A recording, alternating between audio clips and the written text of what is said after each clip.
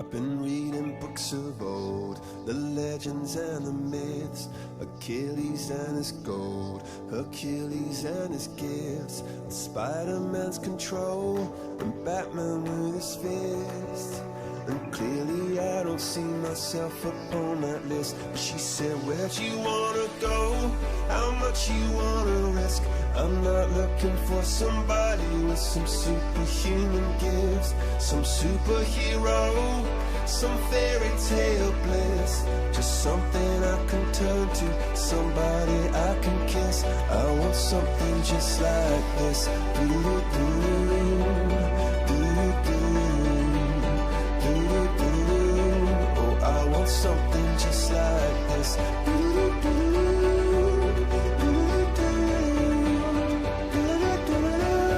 Oh, I want something just like this.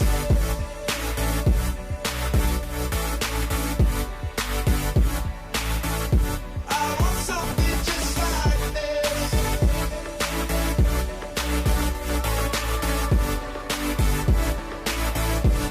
I've been reading books of old, the legends and the myths, gifts, the testaments they told, the moon and its eclipse, and Superman unrolls a suit before he lived. But I'm not the kind of person that it fits. She said, where'd you wanna go? How much you wanna risk? I'm not looking for somebody with some superhuman gifts, some superhero, some fairy tale bliss. Just something I can turn to, somebody I can miss. I want something just like this.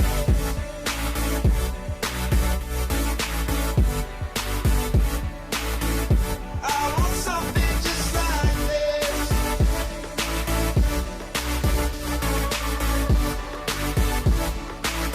Oh, I want something just like this.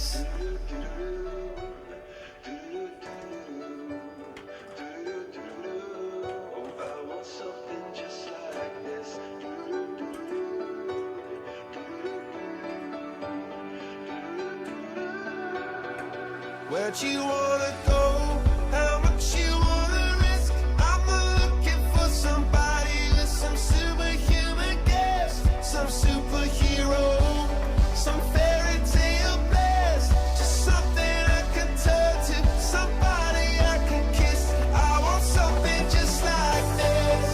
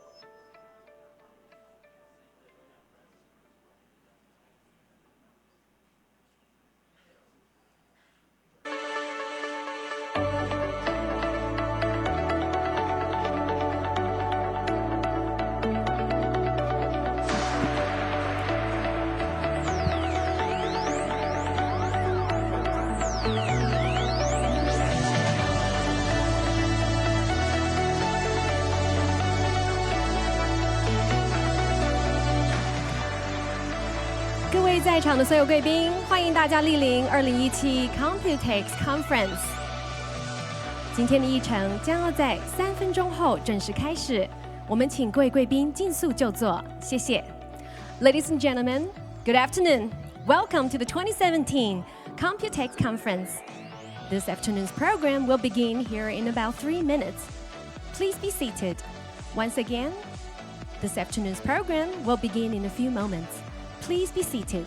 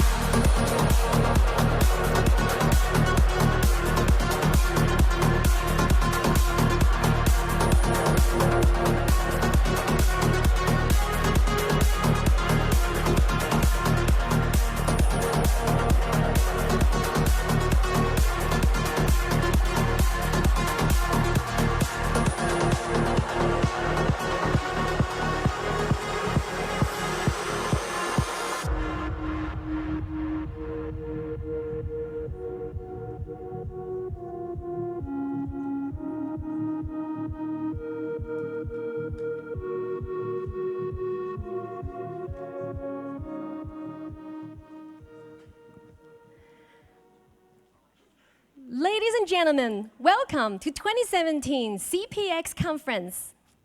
The theme of this year's conference is From Mobility to Intelligence. And this year's conference will include 2 keynote sessions, Future Technology Trends and Artificial Intelligence. And there will also be 2 forums, IoT Plus and Innovations and Startups. And this afternoon's keynote session will feature a stellar lineup of speakers from ARM, Hon Hai Technology Group, Qualcomm Technologies, Intel, and Dell. So ladies and gentlemen, to kickstart this afternoon's program, I would like to invite the host of this year's conference, Mr. Walter Ye, President and CEO of Tetra, to deliver his welcoming remarks. Ladies and gentlemen, let us put our hands together and give a very warm welcome to Mr. Walter Ye. Keynote speakers, distinguished guests, ladies and gentlemen, good afternoon. On behalf of organizer of Computex CPX conference, Tetra, I would like to welcome all of you and also extend my great appreciation to our speakers today. Computex 2017, we repositioned as a global technology ecosystem. And we have three main themes: IoT application, business solution, and innovation and startup. And today, this is a very important section for this afternoon, is for the technology future, for future. The first part is technology for future, and second part is for artificial intelligence. And we also have IoT Plus forum and a startup forum. So forum and keynotes are the very important part of Computex. We appreciate the business leaders from all leading companies from the industry to join and to share your expertise and insight to our audience. Computex Taipei this year, we invite 1,600 exhibitors from all over the world. And also, we expect to have 40,000 visitors join us. And for startup, that's for the Innovex. This year, we have 272 startups coming from all over the world. We have country pavilion, special national pavilion from the Netherlands, from Korea, and also from the France. We appreciate the startup from all over the world to join with us, and also the visitors for live venture capitals, accelerators, and startup all join here in Taipei. So this is a very busy week in Taipei, and I learned from my colleagues that hotels in Taipei are fully booked. And Computex transformed for last 37 years, we grow with the global ICT industry. So now we transform from procurement and product exhibition to the solution, to the IoT application. And we want to catch the future technology. So our leaders coming here today, you have very great responsibility to tell us what's the future technology, to share with us your insight. And I think today we are very happy to have, I would like to introduce the speakers of today. Today's topic, the theme is from mobility to intelligence, CPX conference. So the theme is for future technology trends and also artificial intelligence. And we have honored to invite speakers from Renate Haas, President, Intellectual Property Group, ARMS, and also Feng Min Lu, Corporate Executive Vice President of Hong Hai Technology Group, and Chairman of Asia Pacific Telecom Group, Jim Cathy. President, Asia Pacific and India, and Senior Vice President of Qualcomm. Non-volatile Memory Solution Group of Intel, and Andy Rose, Global Vice President of IoT Solution Group of Dell. And we are especially happy that Dell, like Tesla, and a lot of world-renowned names all join Computex. We have ARM, we have Tesla, we have Intel, Microsoft, we have Acer, Asus, MSI, we have Micronics, we have Super Micro, all leading names all join Computex. And we also have big names from the startup. And today, the show opened this morning, and our startup show now we have 272 companies. It's a leading startup show in Asia. We working together with our business leaders and our joint organizer, TCA. We invite companies from all over the world, especially to this show, which is on the way of transforming from reproduction to building global technology. So I don't want to wait too long for our keynote speakers to tell us, to share their insight with us. Thank you again for you joining in us, and thank you for coming here to share with us your expertise and insight. Thank you again. Thank you. Thank you, Walter. 我们请秘书长留步。我们是不是请秘书长先留在台上？我们接下来要进行合影留念。我们接下来要欢迎的是我们今天下午我们远从国而来的几位贵宾跟讲者，跟我们一起上台留念。We would now like to invite this afternoon's keynote speakers to please go on stage for group photo shooting. Ladies and gentlemen, please help me welcome Rene Haas, President of Intellectual Property Group ARM. Fangmin Liu, Corporate Executive Vice President of Hong Hai Technology Group, Chairman of Asia Pacific Telecom Group. We would also like to welcome Andy Rhodes, Global Vice President of IoT Solutions Group Dell.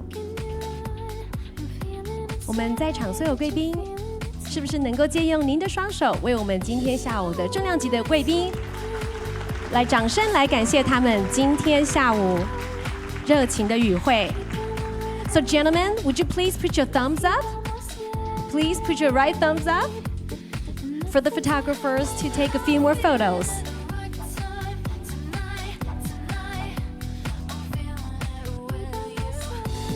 Thank you for joining us today, and that's it for the photo shooting.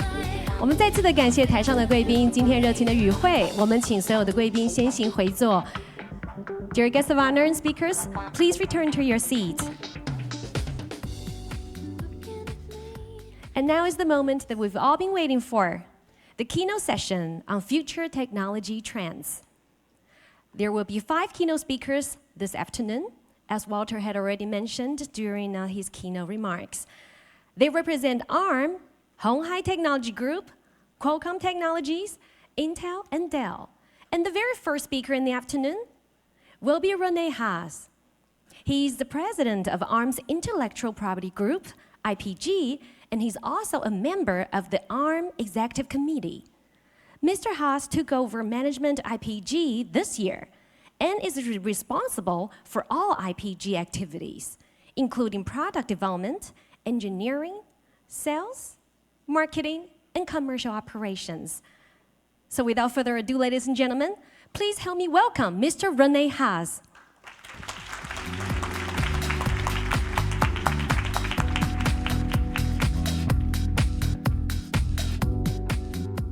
你好. Good afternoon. I know one of the themes of this year's Computex is about artificial intelligence and the ability to predict the kind of things that you don't know that you might need. And as I was getting ready this morning, I noticed I had left most of my ties back in San Francisco, so this was the only one I could actually find in the suitcase. And I think it actually turns out that there must be some AI, because I didn't realize that the color actually matches the stage, which I'm not sure how many ties in the world actually do that. So with that, thank you very much for giving us the opportunity to spend a few minutes with you today. As mentioned, I'm with ARM. We are the world's leading provider of intellectual property. And I'd like to talk to you a little bit about some of the things that we see going on in the future. And when I arrived here in Taipei for this visit, I kind of thought back a little bit, and I think this is probably the 10th year that I've been at Computex. I think I came first in 2007. And I remember landing in 2007 with my BlackBerry smartphone and just thinking, this was the cutting edge of technology in terms of being able to access emails abroad, remembering the days when the devices were never connected and you were traveling internationally and you didn't have phone service or you got faxes underneath your door. The world has changed an amazing amount. Looking forward, just in terms of the amount of devices that we have today that are connected, I mean, all of us obviously are connected in many ways with multiple devices. We carry them every day.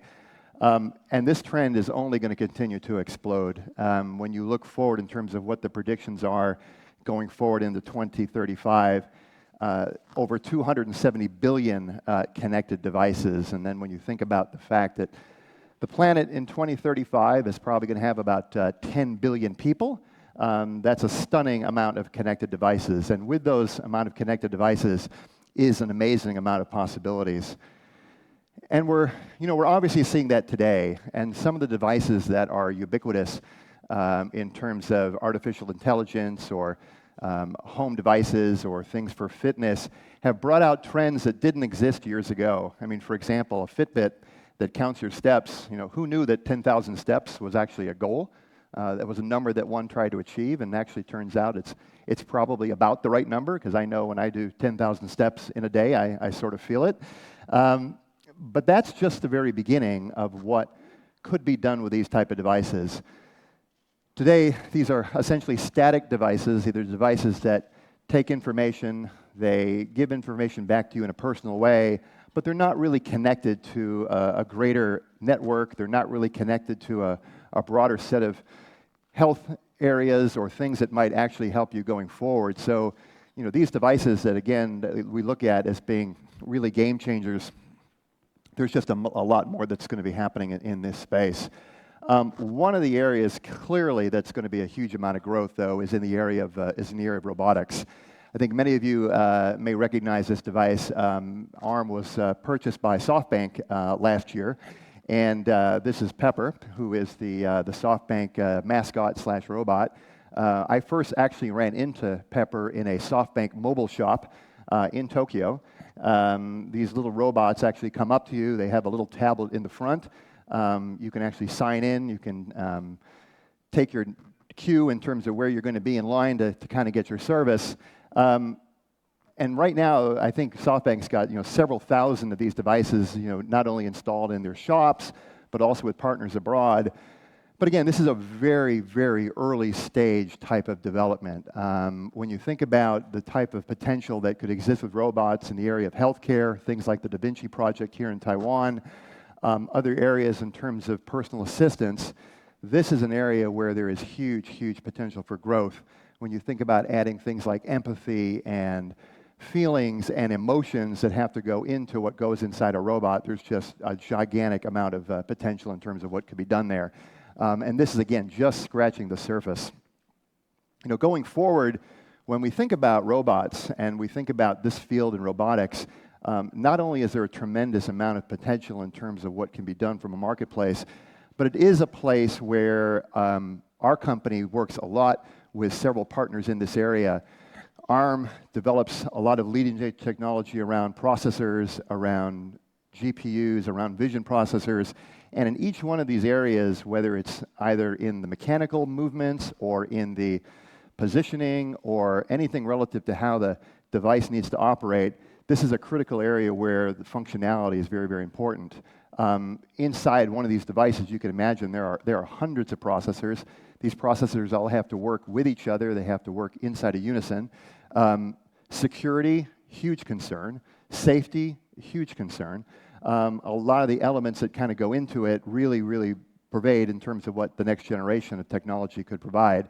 And I think one of the key areas, again, around this is that the AI component to this is really just starting. These devices are very early stage in terms of how they operate, how they learn, how they take information and process it to get better the next time, not unlike a human brain. But this is where things are going. And as we started to think about, this whole broad area of artificial intelligence and what its impact might be to the market and how people viewed about it, one of the things that our team did was we commissioned a study around AI. And again, broad term, right? I mean, artificial intelligence means a lot of things to a lot of people. But it was really sort of in the area of how are people sort of thinking about this globally, because the impacts that it can have upon the global society in terms of health, in terms of safety, in terms of social infrastructure are very significant. And you can see by the numbers, the markets are starting to get ready. And I was really struck again when I thought about coming to this show. I remember there were a number of years around these technology shows where people were saying, gosh, there really isn't anything new to be invented, and we've sort of reached good enough in terms of where we are with technology, and how many more tablets can we build, or how many smartphones can sort of look the same. And I think when we think about artificial intelligence and its impact to the market, we are in really an unknown time for us in terms of the potential for disruption. It is an extremely exciting time, and you can see the way the market is sort of thinking about it. The world is starting to get ready. We went through sort of the same analysis here in APAC. We asked the same questions of folks here inside Taiwan. And it was interesting when we sort of extended this to other areas inside APAC. There were similar themes, but a little bit different. People thinking about things like companionship and how things can impact their lives. A lot of studies that we did with folks, that went through in Japan that looked at how these robots or how these artificial intelligence devices can actually be better in terms of assisted living, what that looks like, et cetera. So the market is definitely ready. And I think for all of us in the technology field, it represents an amazing opportunity for us in terms of the next wave of innovation. At ARM, we've been doing a lot of work, in this area.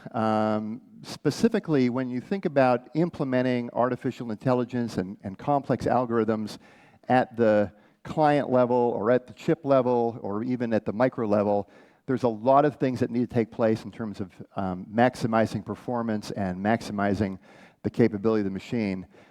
We introduced a technology called Dynamic. In fact, we did it about a month ago, and we talked about it yesterday at one of our product launches. It's really about the idea of adding more and more capability to SoCs, adding instructions for artificial intelligence, adding ways that processors can work together.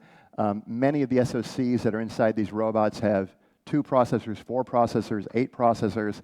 There are CPUs, there are GPUs, there are vision processors. There's all kinds of different processing elements that are going on. These client devices are going to be increasingly more complex.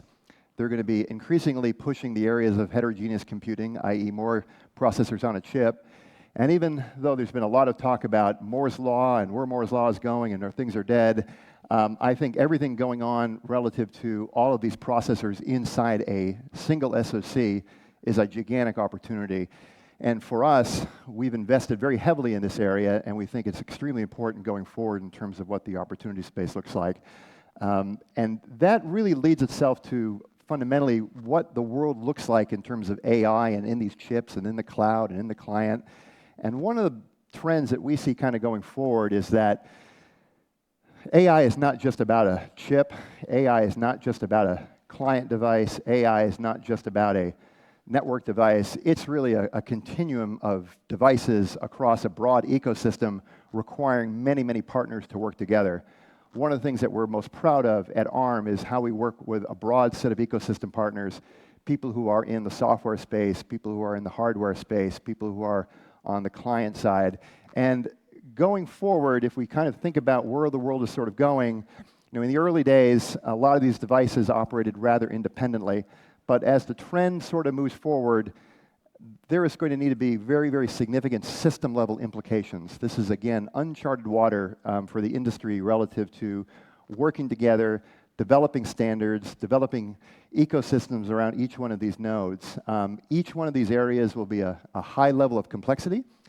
Each one of these areas will require a high degree of security. And also, each one of these areas are going to require an unprecedented level of partnership between companies to work together to make it happen. One of the beliefs that we have in terms of the needs of the end market in terms of artificial intelligence is what we call AI at the edge. If you think about everything that goes on with cloud computing today and everything that essentially happens on your client device, and then you have to hop a few nodes to a cloud for the cloud to make a decision and then pop a few nodes back, that works okay for certain levels of applications. But as the data bandwidth continues to grow and grow and grow, and every time that people look at the statistics, it's essentially an insatiable demand for data, the latency of the networks is not going to be able to keep up with the complexity of the data. And more importantly, security of the information is going to need to be protected across the way. So we believe that not only is the AI trend going to be very significant in the cloud as it is today and all of the things going on with hyperscale computing and things of that nature, we also believe that at the client device, it's going to be very, very important to have the AI type of capabilities. And this means security, this means ability to address latency, and also, frankly, low power, which is extremely important because in client devices that have limited battery life or may have batteries that are never replaced, and then you think about AI learning, light switches that learn, thermostats that learn, fans that learn, devices that are today simply electric devices with no type of capability. Imagine going forward, these devices will have the ability to self-teach based upon patterns, self-teach based upon what's going on. I'm sure many of you have sat at traffic lights, at maybe 5 a.m. in the morning, and you're waiting and it's red, and everything coming through is green, yet there's no cars.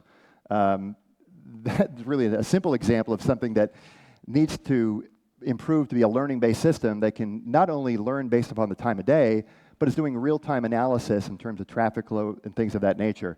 Those are just small examples of things that are going to get pushed to the edge. They're going to happen really all over the place. Training is going to get to be a very, very important component. Devices that can learn, devices that can identify what needs to get done, and essentially be able to have that type of processing be done in a very quick way. That's going to drive demand for processing at the edge. That's going to drive demand for security. That's going to be a very significant opportunity for everyone in this room in terms of growth, and it's an extremely exciting area. Now, there's a huge amount of momentum going on with artificial intelligence in all these spaces we talked about. I talked a little bit about robotics. I talked a little bit about surveillance in terms of security and cameras. The home is actually an area that we are seeing exploding growth, and I'm sure everyone who has devices in their home can personally relate to this. It's a space today that where we work with our partners in multiple areas. So some of the products that we build, again, whether it's the CPUs or the GPUs or the vision processors, are enabled in all sets of devices in the home. Again, whether it's areas in terms of control, areas in terms of interfaces, areas in terms of what the remote controls can do. But again, this is just really scratching the surface. These are smart devices in that they are smart in what they do today, but the devices don't learn, right? The devices don't understand patterns. The devices don't understand what trends look like. And the processing capability in these devices will only grow. Today, it's a very, very significant space where we have a lot of engagements with our partners. But going forward, these processors in the home are just going to continue to grow and grow. One of the areas that we're most excited about, though, is computer vision. We invested at ARM about a year ago and brought some technology into the company around computer vision. And we look at computer vision in terms of processing as yet another processing application. So again, you have central CPUs that do a lot of control. You have graphics processors that do all of the imaging and the rendering. But a computer vision processor that can actually capture the images and make intelligent decisions on what those images are and what they do is going to be a very, very powerful area that we feel. So we've made some investments in this area. We're working very closely with some end partners. And you can start to imagine just what some of the applications might be. Again, there are security cameras located all over the world, located in all kinds of areas, whether it's in airports, whether it's in buildings, whether it's in traffic areas. But the level of intelligence in these cameras today is actually quite limited. The images are captured, 99% of the data roughly, and that's a rough estimate, that isn't used, isn't analyzed. It just kind of goes to the wayside. And that's simply because the volume of information that is captured is just too large to be able to do any type of real-time analytics on it. If you have a vision processor and you have learning at the node, you can start to not only capture images, but you can start to take images at certain times of the day based upon people that you know or things that you know that should be there, that should not be there, et cetera, and can do a lot of real-time learning. And this is just an area where, again, having local capability, doing local type of processing, doing local type of security, doing local type of encryption is going to be very important. Security is going to be very, very critical in these areas. You have a tremendous amount of data at the source, these images, these visions that are brought in. You don't want them compromised, you don't want them hacked, you don't want them to go from the source to the network to the cloud and back and be interrupted. So having intelligence at that client device that's doing the type of security work to keep it safe is going to be very, very important. So again, we believe that computer vision is a huge, huge growth opportunity for our industry, and we think it's not only going to be in the area of just capturing images, but things around security and things around access.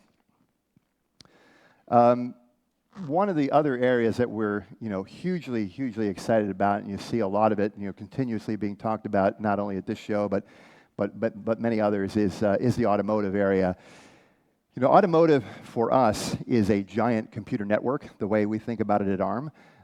Whether you're thinking about IVI, or you're thinking about the chassis, or you're thinking about the powertrain, or you're thinking about ADAS, or you're thinking about telematics, these are all complex computers that are doing very, very complex calculations, and largely in an independent way. So today, we looked at this is a hypothetical example of what we call the Cortex automobile. There are some cars out there today, some models that have over 100 processors inside them today. Most of them are ARM-based, I'm happy to say. But in those cars, the processing elements, again, largely do not work with each other. You may have something that was designed in a module that was for the drivetrain that doesn't exactly talk to the instrument panel in terms of the IVI, that doesn't necessarily talk to other pieces of the equipment. And that's largely because the automobile has continued to evolve relative to a set of modules that are designed separately, the timing of the products are developed separately, et cetera. That's all changing, and that's a giant opportunity for the entire electronics industry. It's why everyone is so excited about what's going on with automobiles. And that's not to mention everything that's going on with autonomous driving and everything that's involved there. We think, again, not unlike the security example, not unlike the home example, there's going to be a lot of intelligence that's going to take place in the cloud. There's also going to be a lot of processing that needs to take place inside the car.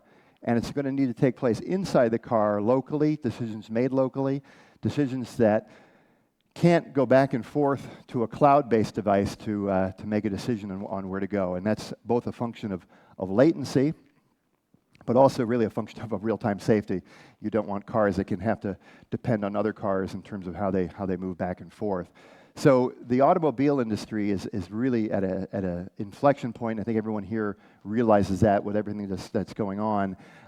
We think going forward, there's going to be an unprecedented amount of electronics content, semiconductor content, software content that's going to push the edge in terms of what gets done. One of the things that isn't always talked about, though, is power efficiency in a car.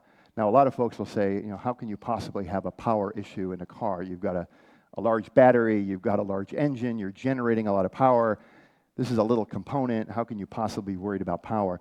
But actually, it's a pretty large issue for a number of reasons. First off, there are limited capacity to these batteries. Secondly, you are putting devices, in some cases, whether it's inside and embedded in the mirror, whether it's a sensor in the back of the car, other areas that you actually want to minimize the amount of cabling, you want to minimize the localization of power that's going back and forth. In some cases, these devices might run on their own battery source. So efficiency is actually going to be very, very important going forward in autonomous driving. And again, people maybe have not always realized that the battery life of the car at some point will tend to begin to look like even your laptop battery, in terms of you want to do everything you can to be as efficient as possible. And particularly when you think about trying to extend the ranges of the cars, trying to make sure that the minimum amount of work is being done by the electronic subsystem, you're going to want to be very, very intelligent about how the power is managed inside the car. So the automobile is going to represent a very significant opportunity in terms of power management. And in ARM, that's something that we spend a lot of time and energy on. It's a big focus for us in everything we do relative to technology. We think it's going to be critically important going forward. So now I've talked a little bit about some of these areas, and I just wanted from a high level give you a vision of what we think is important going forward. ARM technology, we like to say, is involved from sensors to servers. We're really across everywhere in the value chain. And that's largely because we do a lot of technology that is not only applicable for these markets, but we work with some of the greatest partners in the industry to make these markets happen. So we spend a lot of time and investment around the enterprise and server space, obviously mobile and consumer, where people associate ARM, but also automotive and robotics, as I talked about, and then embedded in connectivity. The ARM business model is really about enabling partners to innovate around building products that are the right solution for the right application. So we work with thousands of folks, a lot of the partners who are here today, and a great degree of thanks to everyone there. And again, my thinking is that if we look kind of what is going forward, as I mentioned before, relative to the technology space, whether it's autonomous driving, whether it's AI, whether it's other areas, this is an unprecedented time for us in the industry, and I think we're all extremely lucky to be working in this industry at this time. For us, going forward, we also see an amazing amount of growth. If you look at ARM's history, we started in 1991, as you can see, and it took us about almost 20 plus years to ship 50 billion devices. And we're predicting that in the years 2013 to 2017, we will ship about 100 billion devices in addition. So we are now at about 100 billion chips total between our partners. And I think there is a statistic out there that says, and I'm not sure what the source of it is, but when people look back at the amount of people who have lived on planet Earth, who are either dead or alive, that number is about 100 billion. So we have shipped a chip for just about everybody who is dead or alive on the planet. That's to date. But going forward, we think in the next near years, we will ship with our partners another 100 billion devices. And the growth that we're seeing is really a function of everything that I talked about relative to all of the processing that's taking place, whether it's in the cloud or in the client, et cetera, et cetera. Going forward, we think that number gets to a number that is around 1 trillion devices. Masayoshi Son, who's the founder of SoftBank, I think had mentioned once in a keynote speech about reaching 1 trillion devices. And when you think about 1 trillion devices on the planet and what that means in terms of connectivity and the networks and the security, it's just an amazing opportunity.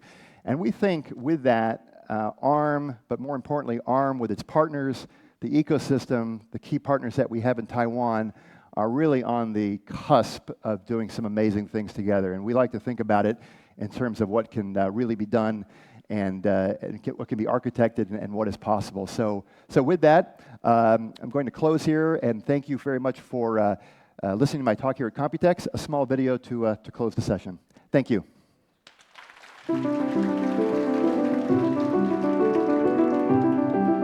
We didn't ask why. We asked why not. We look, we seek, we find, we uncover. We are the optimistic architects of tomorrow. At ARM, our partners have come to trust us, to craft everything from the core of what drives it to something that makes lives simply better, simply smarter. Smarter homes, smarter phones, smarter cars, smarter communities, smarter cities, smarter world. The billions of things connecting us, bringing us closer together, making us healthier, making us happier. And this is only the beginning. What comes next, and next, and next, is ours to blueprint. Success is measured through our partners' freedom to dream, to build and to create the seemingly impossible, making the ordinary incredible, thanks to what is at its very essence. The possibilities are limitless. The outcomes are endless. At ARM, we can go anywhere, anywhere our intellect and our imagination take us, because anything, everything, and all things are possible.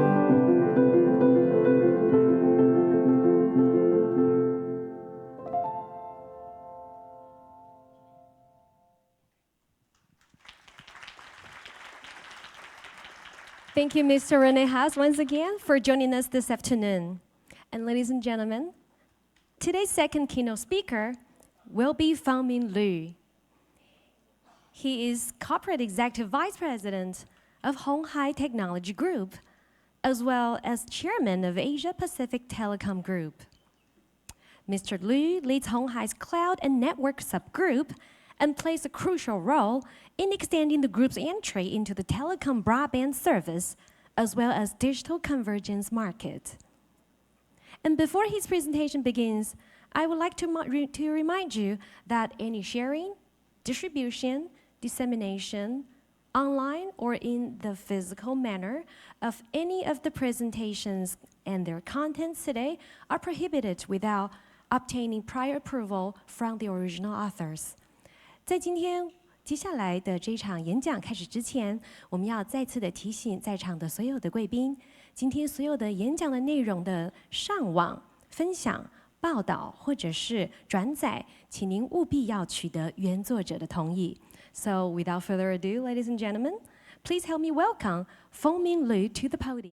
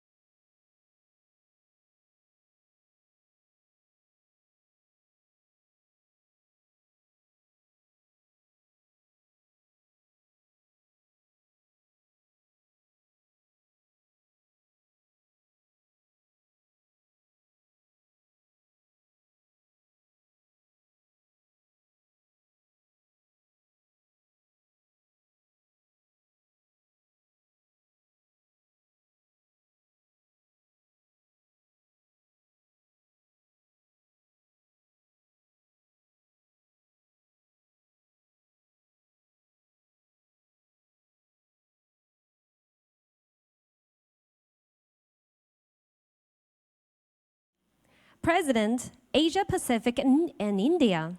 Senior Vice President, Qualcomm Technologies. In this role, Kathy is responsible for leading all business and operation functions for Qualcomm in these regions. So without further ado, ladies and gentlemen, please help me welcome Jim Caffey.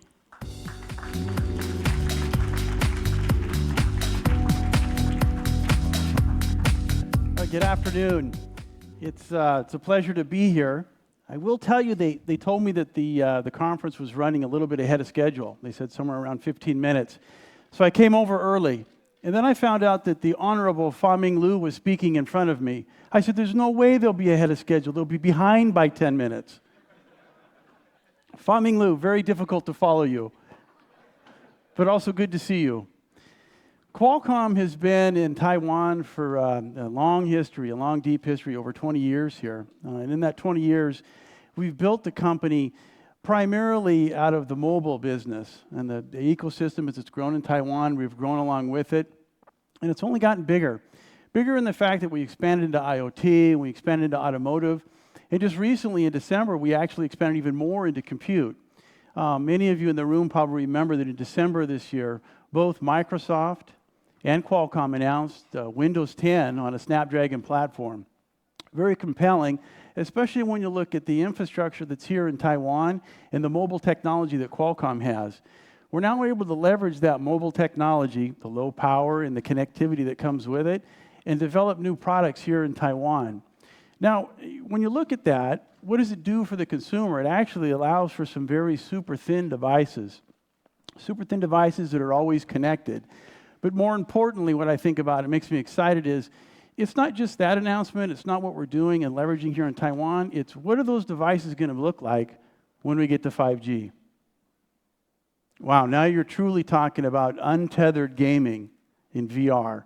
But that's not why I'm here today. I'm not talking about Windows 10 on Snapdragon.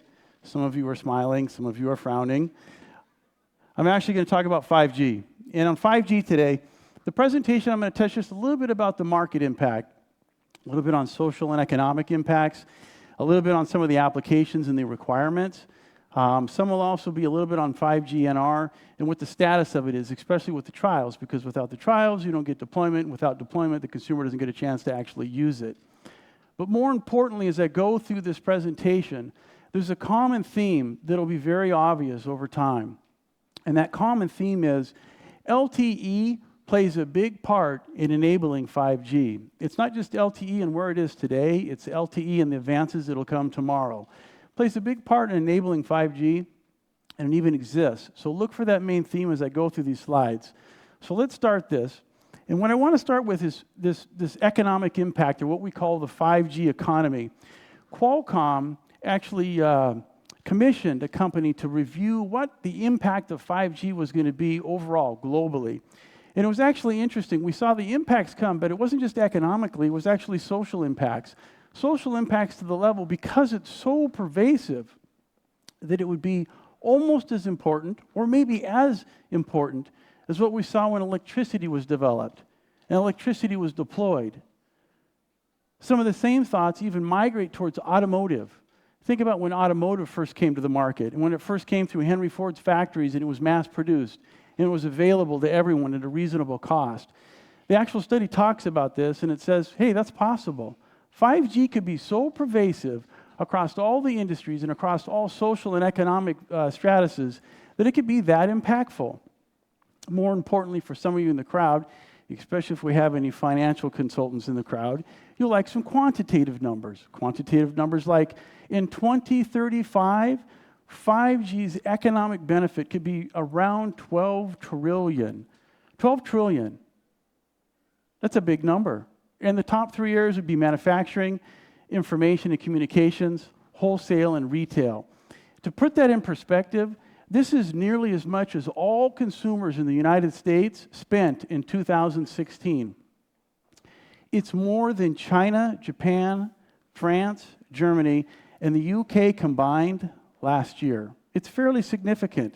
And 91% of the respondents in this study, we surveyed them, they actually believe that the 5G, it'll enable products and services that have not been invented.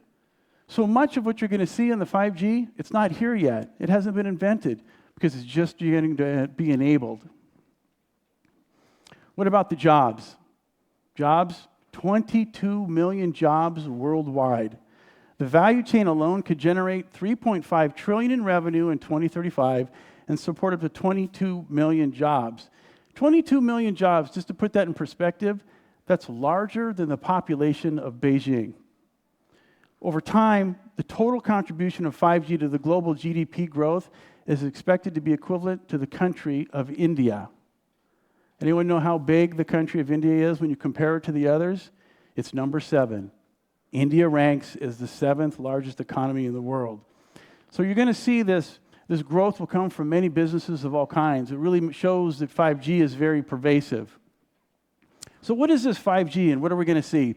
In some ways, it's somewhat of a collection. It's like a unifying connectivity fabric that has to provide scalability throughout and low latency. It has to have high availability and reliability. It has to have uniform coverage with high efficiency. And we'll give some examples of that later in the presentation. But the 5G will have a broad impact across industries as many will adopt wireless over wired connections. I'm going to say this one more time. Many will adopt wireless over wired connections. I really want you to let that sink in on how that changes a lot of products and how that changes a lot of industries and how it enables a lot of user experiences that you wouldn't have had before. Now, 5G is also going to be immersive. In this video, you can imagine experiencing and sharing a world in rich and more immersive environments. 5G's enhanced mobile broadband capabilities will provide fiber-like bandwidth to support mobile VR and AR with uniform 100 megabits per second available to everyone. The possibilities of where and what and when you can experience become seamless. It's like what I talked about before. If you're a gamer and you now have a laptop, Windows 10, powered by Snapdragon, 5G in the future, you can game anywhere. You're not restricted. You're untethered. Same thing happens with the skier that you can see in the video. In addition to that, the 5G era enables a new era of immersion with enhanced mobile broadband. Broadband that's 1 gigahertz, and with aggregation at 20 gigabits, it allows for a movie to be downloaded, a 4K movie, and Fa-Ming Liu was talking about 8K TVs just a minute ago. Even a 4K movie can be downloaded in just seconds. It's low latency, and that enhanced mobile broadband, it drives the cost per bit down. It's an interesting timing. When you drive the cost per bit down, you want the carrier to take advantage of it. And for those of us that have seen some of the carrier movements globally, they're now starting to go back to unlimited data. Unlimited data needs a lower cost per bit. 5G has a chance to provide that, which makes for the user experience even more enhanced. I also want you to think of, what if you could support this 4K video download, but you could do it more than 1,000 phones in a city block, more than 10,000 phones, more than 50,000 connections. Think of this. It'll be able to support 100,000 high-speed video streams in a city block. Now, most of us are thinking, wow, I hope I'm not in a city block and there's 100,000 people with me. It's not the point. The point you want to get is, if you have that kind of distribution and that kind of bandwidth, it opens up opportunities that people haven't thought of. You may be the owner of a venue that's a football stadium. I come back to Fa-Ming Liu again. I'm going to have to pay Fa-Ming Liu a fee for bringing him out 4 times now. But think about that football game. It doesn't have 100,000 people in the stadium. It might have 30 or 40 or 50. And now that enables for experiences that we didn't have before. Could be VR in stadium, and that's a concept that's being talked about. But that's only possible when you drive towards this next evolution. 5G is mission critical. This somewhat speaks for itself, automotive. If you rely on a wireless connection at all the moments when failure is truly not an option, tough. You cannot have failure. You cannot have any latency. And we believe that enabling a wireless connection that is reliable as a wired one will result in innovations that no one can predict. It comes back to selecting wireless over wired solutions that I mentioned earlier in the presentation. Now it's if you can enable a wireless connection that is reliable as a wired one, it will create innovations that you haven't thought of before. 5G era will enable mission-critical control. And this slide, it speaks for itself. This is some drones that are working with air traffic control emergency service. It's critical. We all know that in this slide, you have to have high reliability, and you have to have low latency, and you have to have high availability. When I talk about the low latency, for example, it'll be less than 1 millisecond. That is the speed at which a hummingbird flaps its wings. How many people know what a hummingbird is in this room? Not too many, just a few? Okay, let me translate. In Chinese, it's a feng niao. Did I get that right? Okay, feng niao.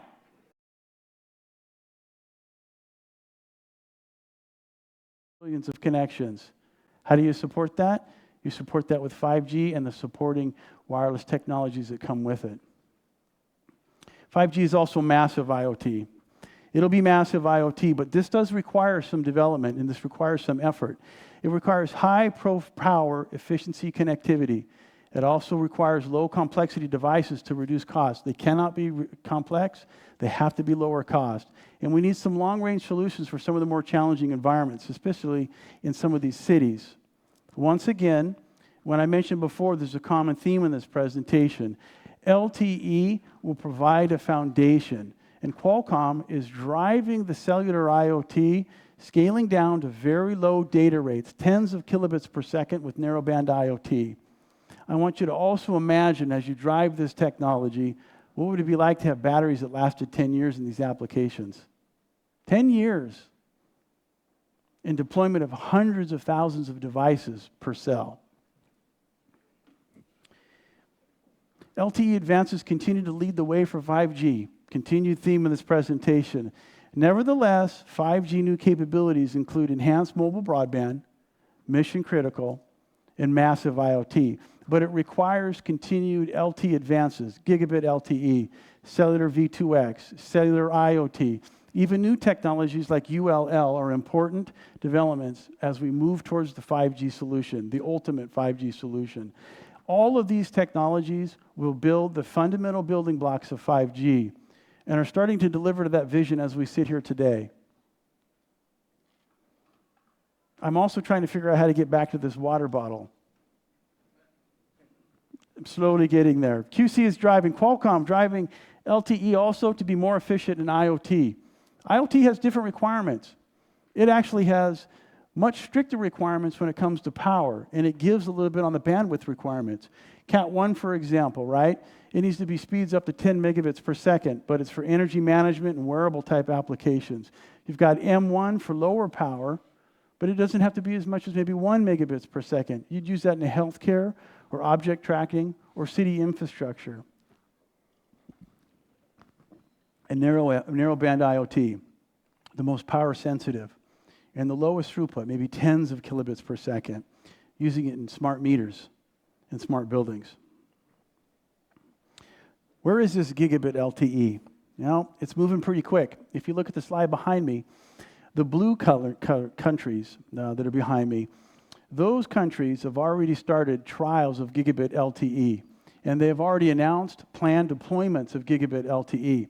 There are 15 to date.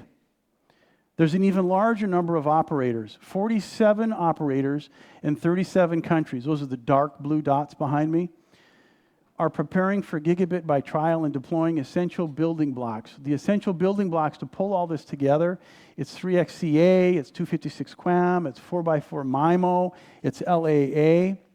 And of the 183 commercial LTE advanced deployments, 86% are Cat 6 and above. Gigabit LTE. I'll say this one more time. Gigabit class LTE is the anchor for the 5G mobile experience. Any mobile 5G device that doesn't incorporate proven, widely adopted gigabit LTE cannot be considered to be a global solution. LAA is a key global enabler of gigabit LTE, making it a requirement for a worldwide solution. Qualcomm working very diligently, as it did in 2G to 3G, 4G to 3G to 4G, and now 5G. We'll have the first truly 5G mobile solution. Just as we delivered the first 5G solutions before with LTE, it'll be integrated. It'll be integrated with multi-mode capabilities. So it's clear that this last mile is going away. The last mile solution will be wireless. But in order to make that possible, 5Gs need to get to be one integrated solution. At the beginning of the presentation, I talked about how it's a matrix almost, or a collection of technologies. 5G must integrate all these innovations into one cohesive system. Building upon existing LTE capabilities and infrastructure, a common theme for this presentation, LTE will continue to evolve to become part of the 5G platform. And the leadership in 5G requires leadership in 4G LTE. It also requires leadership in Wi-Fi. So I would be amiss. I would probably be ridiculed back home if I didn't talk about smartphones in 5G. This is very exciting, but also very challenging. Robust, highly integrated connectivity in the key 5G smartphones, going to be challenging. It's going to have to incorporate LTE, gigabit LTE, LAA, Wi-Fi, 11AC, 11AD, 11AX, MIMO, RFFE, and even new technologies, the LTE, ultra-low latency, ULL. You put all these into a smartphone, it starts to create a quite robust and unique experience. But it also makes challenges for the mechanical engineers. Think of the size and the thermal constraints that we're going to put on ourselves as we bring these new technologies to market in the form factor of a smartphone, in the ability to scale at high volumes, right? It's not we're making 100 million. It's more than that. It's billions of phones. These are the types of challenges Qualcomm thrives in. They do well. They execute, and they'll deliver in this market. But this will be a challenge, but it'll also be worth the work. It'll be worth the challenge because the user experience will be unbelievable. 5G in a smartphone. So where are these 5G NR trials? The trials are using our prototype systems, and we're already collaborating with companies around the world, major 5G NR trials, to drive the development. We're using the 3GPP compliant trials, interoperability testing at both the sub-6 gigahertz and the millimeter wave to accelerate wide-scale deployments. We've already announced with SK Telecom and AT&T with Ericsson at the beginning of the year for 5G trials in Korea and the US, starting in the second half of 2017. And on May 10th, we jointly agreed with SoftBank and Sprint to develop technologies for 5G, including the 3GPP new radio standard in band 41 at 2.5 gigahertz for accelerated, wide-scale 5G deployments. The project targets to provide commercial services and devices in late 2019. I would anticipate, I would bet, there will be more announcements, more trial announcements throughout the MNOs, through Europe, Japan, Australia, and China, and working also as well with the infrastructure suppliers. It's moving at a rapid pace. You can actually see the technology develop in front of you, and you can see the trials actually taking place in a public forum. So just as we lead the transition from 2G to 3G, we'll do the same in 3 to 4, we'll do the same in 5. And as we make these transitions while we're here in Taiwan, I want to point this out. It's probably the most important thing I'm going to give you today, which is we're able to use and leverage the infrastructure, the entire supply chain that's in Taiwan. This mobile ecosystem can really thrive as we move towards 5G. Taiwan will have the opportunity to accelerate and drive the future of 5G technology, not just in IoT, but also in mobile, and now in compute. What does that do for Taiwan? The most important thing it does for Taiwan is it allows it to access those economic benefits that I mentioned earlier. 22 billion jobs worldwide, some of those can come to Taiwan. And 12 trillion in goods and services, some of those can come to Taiwan. So of the 20 or some odd years that Qualcomm's been in Taiwan, this is a very exciting time for us. Driving the 5G to market, driving it globally, will actually help us in Taiwan to leverage the efforts that we've worked on oh so long. And that's all I had. I want to thank you. I think we're way ahead of schedule now. The next time I come back, I'm going to add 15 more slides, and I'm going to ask Fang-Ming Liu to join me. So thank you. Thank you, Mr. Jim Cathy, for joining us this afternoon. And you're right, we are about 15 to 20 minutes ahead of schedule. So as we wait for the next speaker representing Intel to arrive, the next speaker will be Robert Crook. As we wait for him to arrive, please allow me to spend a few minutes to walk you through the agenda for the forum tomorrow and the day after tomorrow. So if you have your agenda with you, you could pull it out, and I could very quickly walk you through the agenda for tomorrow's forum in the morning, in the afternoon, and also the keynote session that will take place on the third day. So a quick heads up for what's coming up tomorrow. Tomorrow morning, the forum session on IoT Plus will take place, and the forum will feature speakers representing industry-leading companies such as ARM, Advantech, MediaTek, as well as NXP Semiconductors, Ericsson, Supermicro, and Lilly Systems. And we would like to remind you that if you're interested in joining us once again tomorrow or the day after tomorrow, please make sure you go online and sign up in advance.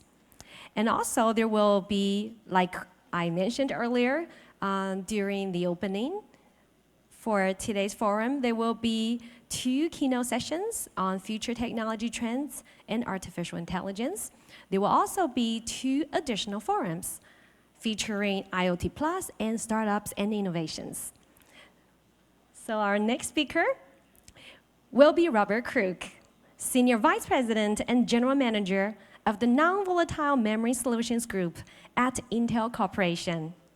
He leads a worldwide organization responsible for NVM technology design and development, complete solid-state drive SSD system hardware and firmware development, and wafer and SSD manufacturing, as well as marketing for Intel's component, module, and SSD and VM businesses.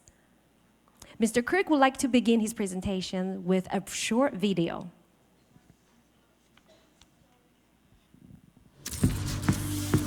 For more than a century, the evolution of the automobile has stirred our imaginations and ignited our passions. But never in that long history has the industry faced a more important moment of transformation. A transformation that promises to bring a whole new meaning to the phrase. I wonder what this bad boy's got under the hood. The car of tomorrow will essentially be a data center on wheels, capturing and analyzing terabytes of data, collected through hundreds of sensors, and put to use by powerful in-vehicle processors. Of course, the technology that will enable fully automated vehicles won't be confined to just the vehicle itself. It will require a diverse array of flexible, sophisticated, and fully integrated solutions, from bumper to bumper inside the car to end of the entire automotive ecosystem outside the car. The result will be a technological wonder on wheels that leverages the intelligent use of data to enable exciting new innovations, make driving safer, and completely redefines the concept of high-performance vehicle.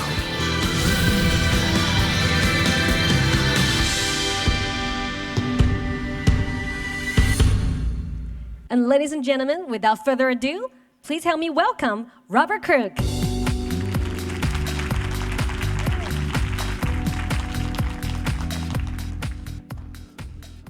Good afternoon.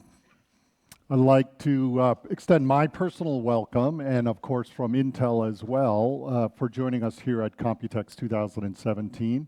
It is a very exciting time to be part of this industry as we're in transition. And it's exciting to be here at Computex in Taiwan and feel the energy and the excitement about what's ahead of us. And I'm excited to be here just for this next short while to talk to you a little bit about what some of our upcoming innovative technologies are that will transform the data center. And we have a platform that we're going to announce later this summer, and we'll give you a little bit of insight into that and some of the technologies that are coming around it. But I wanted to just first talk about that video for just a sec. What we saw from the video is there is a big change, a new normal, if you will, coming in the automotive world. In the near future, the experience we have in vehicle transportation will be transformed. New levels of comfort, safety, efficiency, and the automotive industry will be dramatically changed, and the experience we have in the automobile will be dramatically changed. But as importantly, the potential for dramatic change in the usage model of automobiles and the business models could have an even bigger impact on the industry around us. And it's enabled through breakthroughs in three-dimensional sensing, new types of sensors, and the ability to capture all that data and, of course, analyze that data. So we have to capture, analyze, transport that data, and massive amounts of data will indeed be captured and analyzed in the process of this automotive transition and this business model transition. But it is pretty cool. The automotive driving impact to the industry is very visible. But it's happening all around us. We're in the transition from human-generated data to machine-generated data. And it's having an exponential effect on the data available to us. Captured data is exploding around us. Services businesses like smart hospitals are generating tons of information about the patient and in the process of the patient and how to treat that patient, but also around the logistics around the hospital and how to get people in and out and post care associated with the patient. And transportation, like automotive, is changing tremendously, but things like airline industry is changing tremendously as well. We're capturing enormous amounts of information about the airplane itself, the engine and how it's operating and how to make it operate more efficiently. The exoskeleton and examination of the plane to ensure safety is a tremendous amount of data happening. But then all around, once we have that plane operating efficiently and with the right level of energy going into it, the industry around it can be tuned to that airplane as well. In manufacturing, at Intel, we see this every day. We have very highly complex manufacturing systems where each individual piece of equipment generates enormous amounts of data, and it's a very valuable piece of equipment. We need to keep that equipment running in its top shape, but we also have to look across the pieces of equipment and how they operate together and analyze the interactions between those pieces of equipment, and then expand outward from there into the supply chain going into that factory to tune and optimize the efficiency of that factory to get the most output. And then, of course, the supply chain, tuning the operation of that factory such that we service our customers extremely well. In the transaction space, think of financial services where today we are generating huge amounts of information that requires real-time analysis that has tremendous value in trading of the stock and the trade transactions themselves, but also of the world around us. What's happening in weather, what's happening in agriculture, what would impact these kinds of transactions. And then, of course, social media, where we are generating huge amounts of data that we see every day. Twitter and Facebook generating tens of thousands of gigabytes for us to look at and analyze and understand trends on a daily basis. And applications and future trends continue to generate that tsunami of data. Smart agriculture is something that we're all now increasingly becoming familiar, using satellite images and analysis of crops and how they're growing in the field and adjusting the fertilizer rate, spreading rate onto those plants to do it most efficiently and most cost effectively is something that we're already doing. But think of going to the next step on that, where we're predicting market needs for crops and adjusting the growth rate of those crops to maximize the value and the timing of the harvest. And real-time retail, where we're analyzing what's happening in the store in real time in an unobtrusive way and adjusting pricing and promotions as people walk through the store to try and maximize demand. And seamless, secure access and transactions getting in and out of infrastructure for industry and lifestyle, we see tremendous opportunity for using these new, richer sources of data, these three-dimensional images, to make security and safety better but less intrusive. So we see experimentation actually happening here in Taiwan, using the electricity from the lighting infrastructure to power new sensors. And that's happening in California as well, where we don't need the electricity for the infrastructure that we built for lighting, because we can use LED lighting, and we can use that same power infrastructure for a network of rich sensor data and share that back. But we have to transport and analyze that data, of course. And then in medicine, we're seeing breakthroughs in genome sequencing and then analysis of that genome sequencing for precision medicine. And at Intel, we have an initiative called All in One Day, where we want to make genome sequencing and then analysis of the best treatment for the consequence of that genome sequencing happen just like a blood test. And that we can take, sequence the genome and then find the right treatment for that all within one day. It'll be normal for everyone to come in and get that kind of treatment for precision medicine. Now, automotive, we could go on and on. Now, many companies are excited about this, and we are getting rich data. But many companies are still what we would call information poor, because we're getting all of that data, but we aren't able to analyze it, or we aren't able to analyze it in a real-time nature to drive business value. And we have to revisit the data center's current infrastructure to ensure that customers can extract actionable data from that, actionable value from that data. And so we have to build a platform to create that foundation for them to transform their data centers from the legacy operations they're living in today to modern data centers that enable them to be information rich. Data centers have to have pervasive performance to enable those actionable insights. They have to have the efficiency to drive scale with the needs of information scaling. They have to have the agility to address new workloads in changing market conditions and to seamlessly transition between public cloud and private cloud. We need a more responsive and simpler infrastructure for that agile service delivery. We need to underpin that with security of the applications, of the multi-tenant environments, of the data in transmission, and the data at rest to reduce the security risks associated with this information-rich world. Excuse me. Now, Intel is driving platform innovation across compute, storage, and network in order to address these challenges. Because we believe we need to look at this in a holistic way. We cannot just look at one element of this, networking, computing, or storage. We need to look at it in an integrated way. And mid-year, we are launching the biggest platform transition in more than a decade. We have a new core with new computing capabilities in it, with new caches, new die interconnects, new memory controller interfaces, more I/O. And it is a huge boost in performance. And that's to address the customer's needs for this platform to transition the data center. We've re-architected the platform, taking a holistic approach and offering synergies across compute, storage, and networking, designing, enhancing storage to unleash the CPU, but then enhancing the CPU to better directly connect to that storage.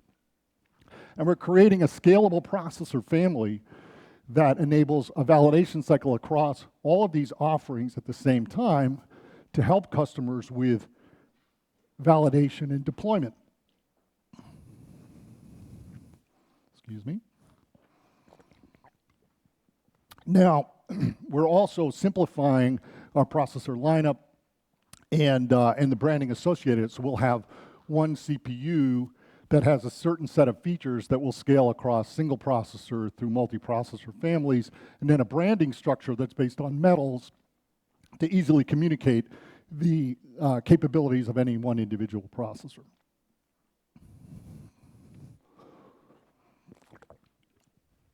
Now, that new scalable processor family will generate huge improvements in performance, up to 3.9 times higher virtualized workload throughput and the number of VMs for a cloud data center. More VMs per server, better efficiency in a rack footprint, better scalability in a data center. Up to 2x the floating point operations per clock cycle with the new vector extensions, the AVX 512. And up to 1.6 times the analytic performance than the previous generation processor. Now, excuse me. Now we will have higher per core performance. And that will give us faster application response time with lower software licensing costs. I'm getting, I guess I'm finally getting that cold everybody's been getting here. Bad timing, sorry about that.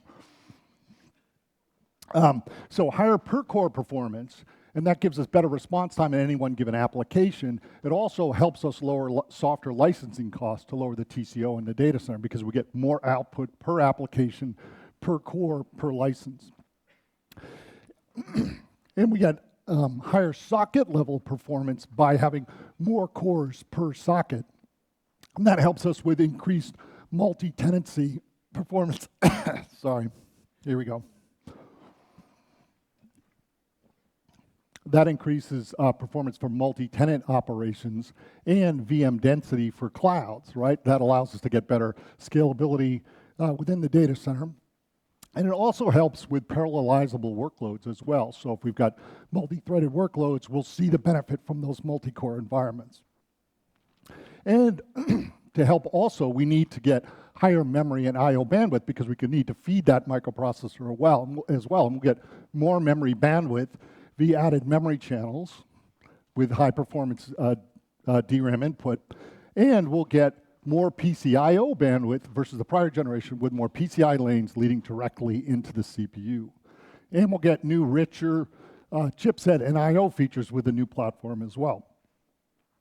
Now, once we have that in there, we need to drive compute efficiency within the cloud, and we've got the Intel Resource Director technology that helps with service level agreements with information about telemetry and manageability that allows you to look at how the workload's operating and then repartition the data center environment based on what you see happening in your server. And we've got new virtual management devices that allows us to better connect to those high performance data center SSDs that are directly connected to the CPU. And then for workload acceleration, we have the AVX vector extensions for high performance computing, analytics, database, and security applications. We have Intel Quick Assist technology, which helps with faster data compression and encryption.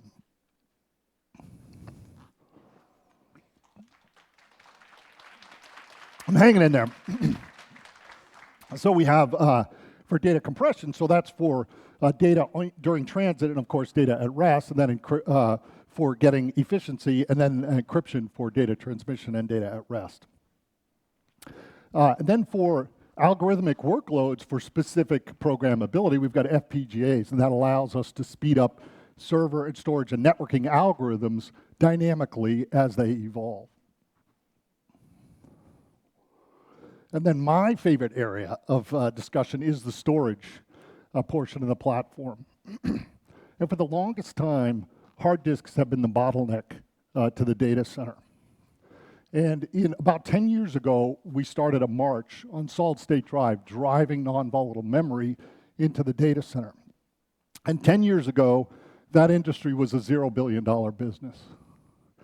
This year, that industry will be over a $20 billion business for the industry in less than 10 years.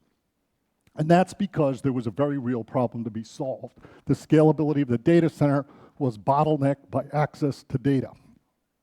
And that continues to be the case as we see this exploding data happening in the market for us. And we have two new breakthrough technologies that we're super excited about in terms of the data center. The first of which is Optane technology. Optane technology is based on 3D cross-point memory media.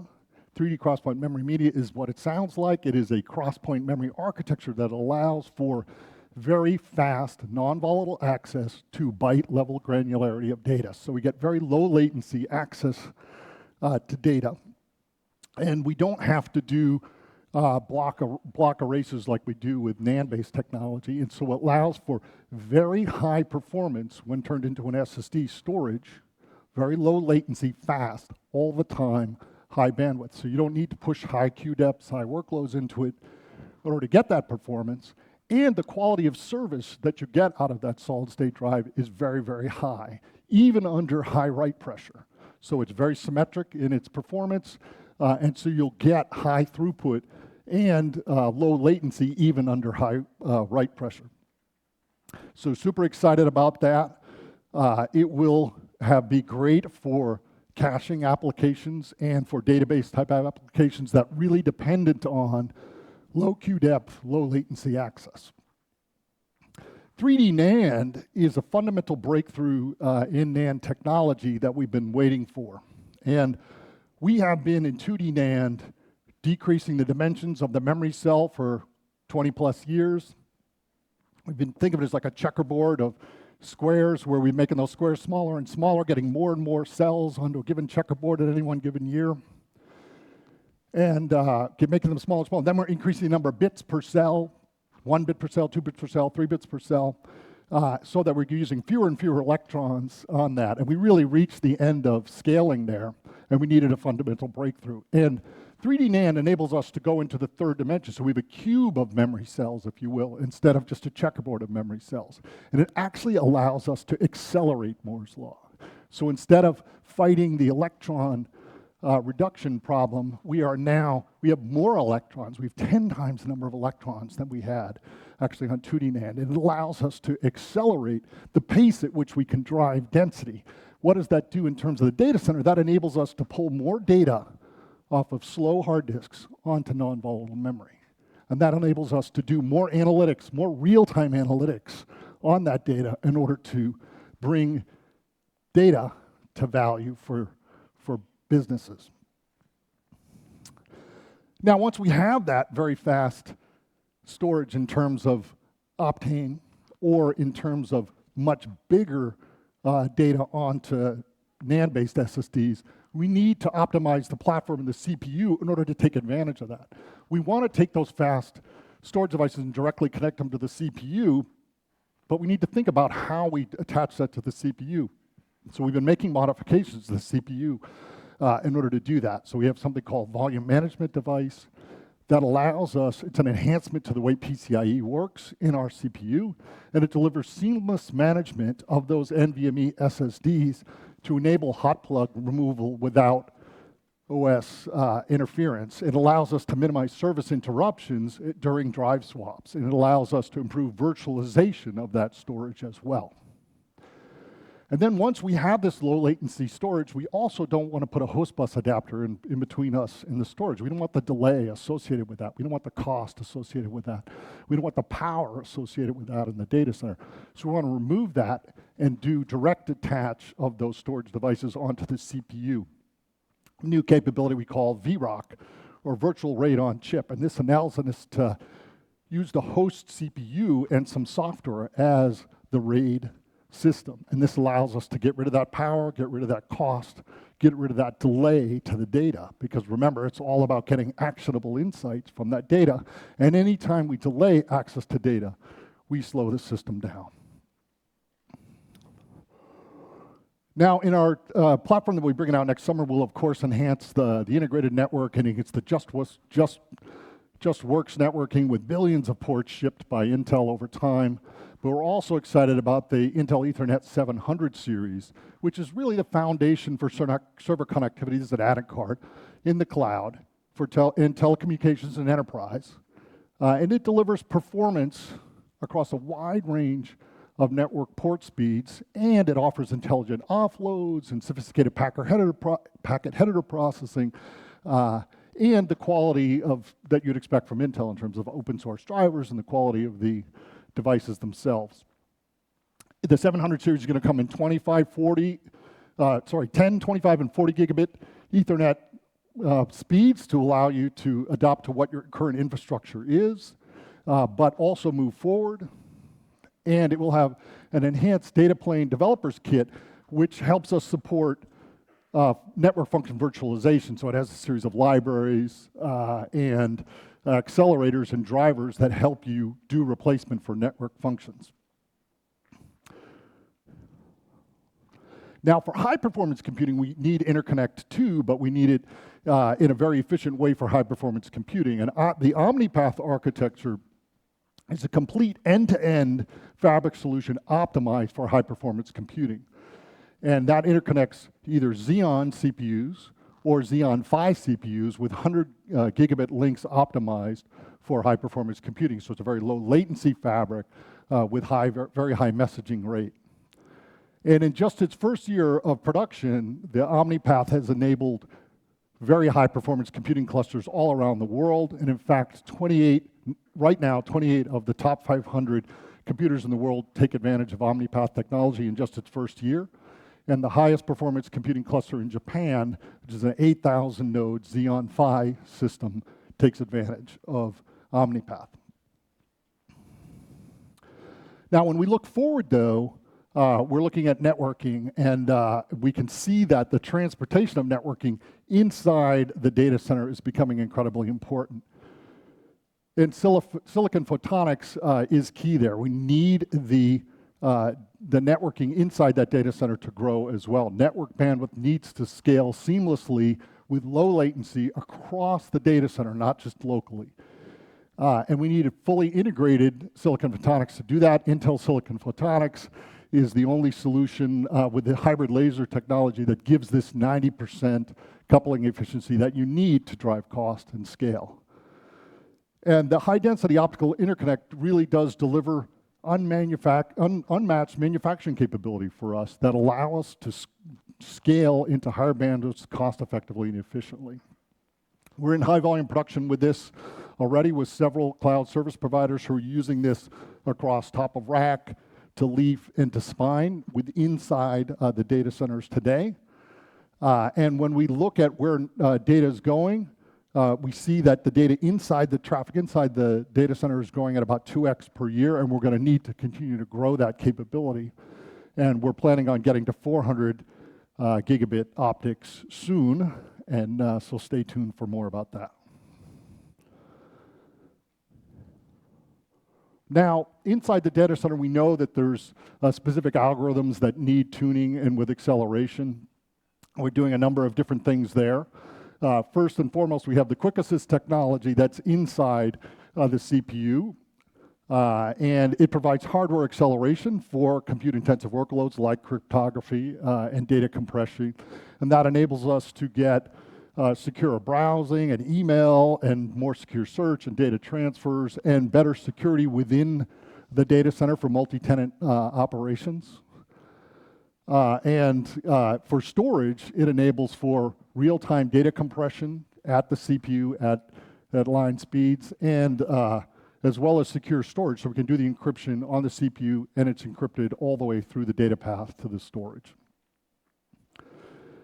For algorithmic specific acceleration that we want to be able to reprogram over time, we're embracing field programmable gate arrays, or FPGAs, and they're targeted really at a broader set of workloads that are currently in lower volume, but can be dynamically customizable. And so we have the ARIA 10 and the Stratix 10 platforms that are available as discrete FPGAs, but we also have the ARIA 10 products and PCIe add-in cards that can be used for accelerators within the data center. Now, for very specific high-performance computing workloads, we have the Xeon Phi product family. Now, the Xeon Phi product is actually not just a coprocessor, it's actually a bootable host processor that can boot and run the native operating systems on x86. And it supports massive parallelism and vectorization for those very high performance demanding workloads. Each Xeon Phi processor has integrated memory on package, 16 gigabytes of integrated memory on package with very high bandwidth connectivity because it's on the same package, but also 6 channels of DDR4 2400 and up to 72 cores per package, 288 threads, and with the AVX 512 floating point vector acceleration units as well.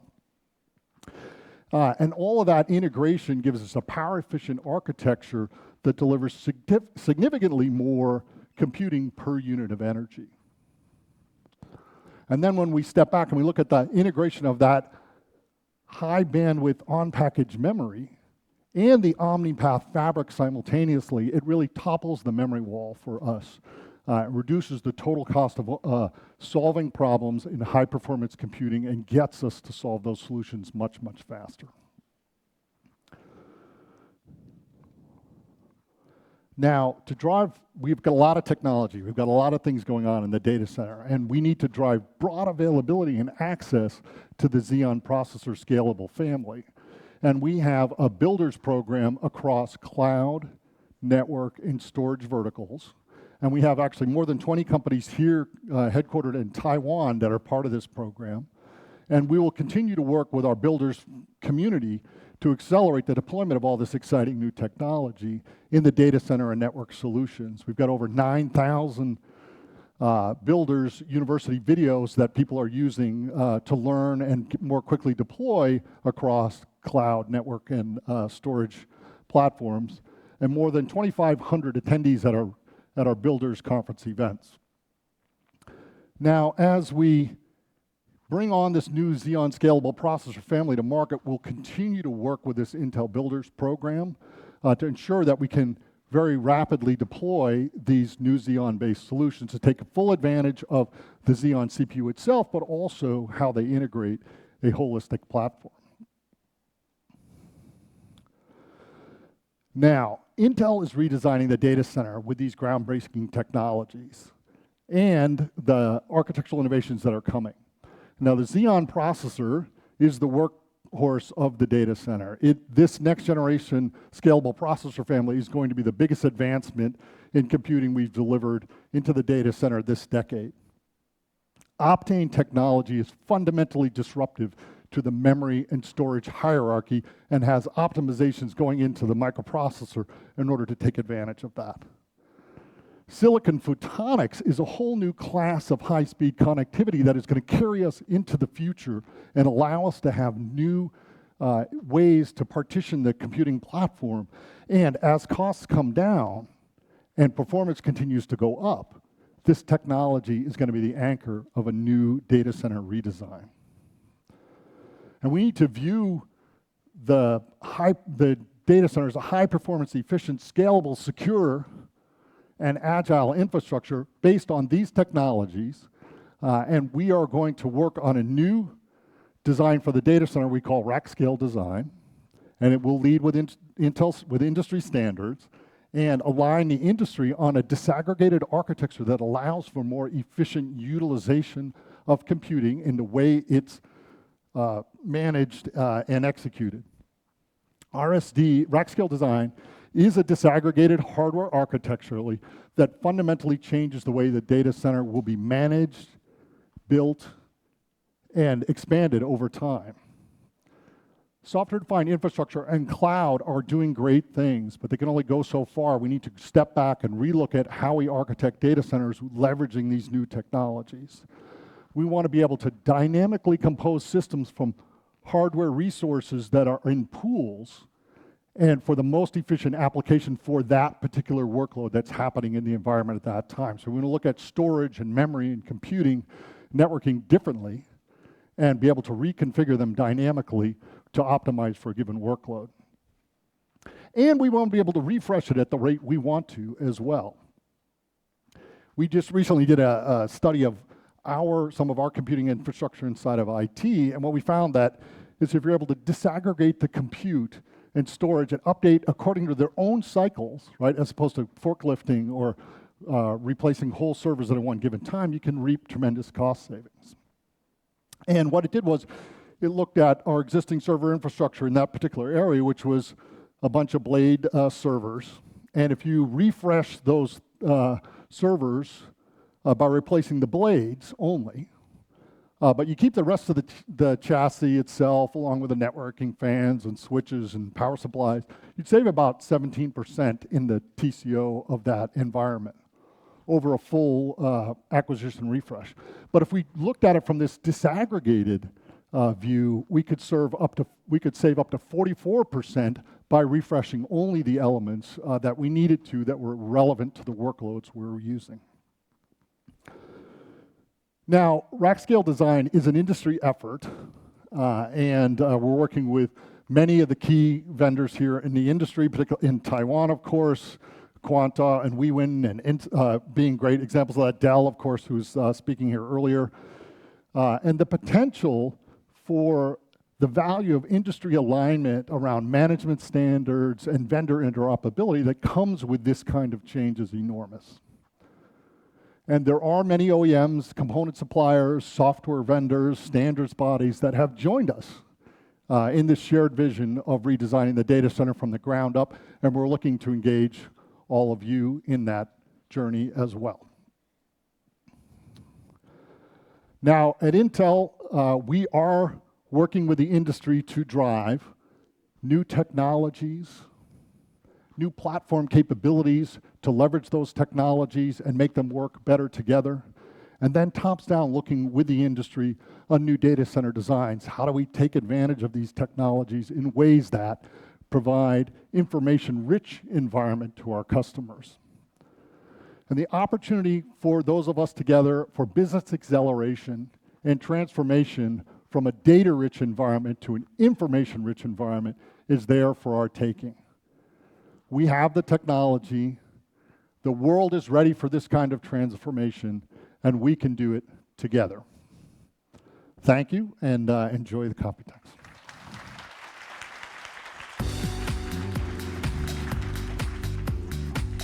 And thank you very much for joining us this afternoon, Mr. Robert Crook. And ladies and gentlemen, today's last speaker will be Mr. Andy Rhodes. Mr. Rhodes currently serves as the Vice President and General Manager of Dell's Internet of Things business.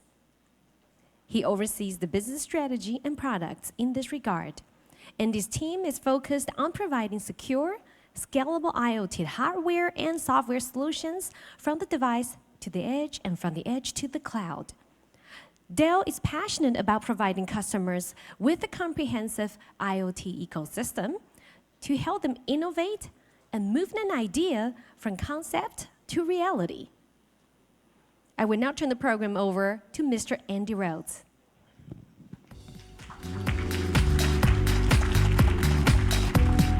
Great. Thank you very much. It's great to be back in Taipei, one of my favorite cities in the world. I've probably been here about 60 or 70 times over the last 10 years. So I love this town, and my whole family jokes because they think the only reason I come here is to eat at Din Tai Fung, which is true. So thank you. It's been a fantastic afternoon, so I appreciate you sitting through one more presentation. I was sitting at the front. I've learned a lot over the last couple of hours. It's always a little nerving when you get up here after such great presenters, because I always know that I'm not going to be the best presenter. I always know that maybe I won't have the best presentation material. I know that I'm never the best looking presenter, but I always feel safe that I know I'm always the tallest. So that makes me sort of feel good about myself. I want to talk about the edge eating the cloud. But let me start with a little bit about what is IoT, because I know we've spent lots of time talking about the definition, and I don't bother anymore, and I know we've spent a lot of time today looking at numbers of how many billion connected devices, how much data it's going to create, so I'm not going to bore you with any of those details. I think the previous presenters did a fantastic job at showing how big it is and how impactful it's going to be. But when I think about IoT, do I think about it as a business model? Well, yes. I mean, these are technologies that can radically change the way the world works, and as you as business leaders, what creates revenue for you.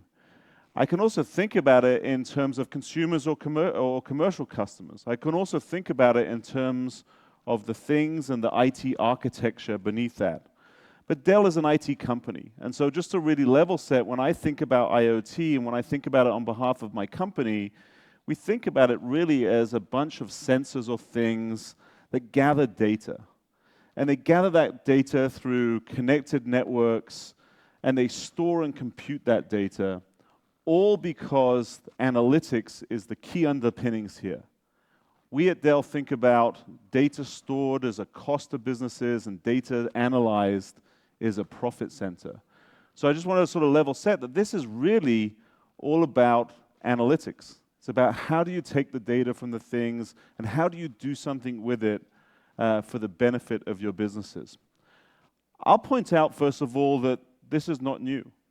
I often got accused as an IT company, we stand up and we talk about IoT like we invented it as an IT community over the last couple of years because it's become this huge buzzword in the industry. And we know it's not new. In fact, I was doing some research the other day, and machine-to-machine has been around for over 100 years. In the 1910s, 1915s, machines were already starting to communicate with other machines. And then you look at what happened to telephone networks in the 1940s. They started to have sort of digital displays and caller identification networks, and then SCADA networks in the 70s and 80s. And some sort of fun facts, I took a look and tried to figure out where the term IoT first came from, and it originated in 1999, so 18 years ago. A fellow Englishman called Kevin Ashton, who was actually working at Procter & Gamble at the time, came up with the term IoT. So even 18 years ago, we were already batting this term IoT around in the industry. And even before that, in 1990, was the first sort of consumer IoT product was showcased, and it was a toaster. So you put bread in it, and it made toast, but it was connected to the internet.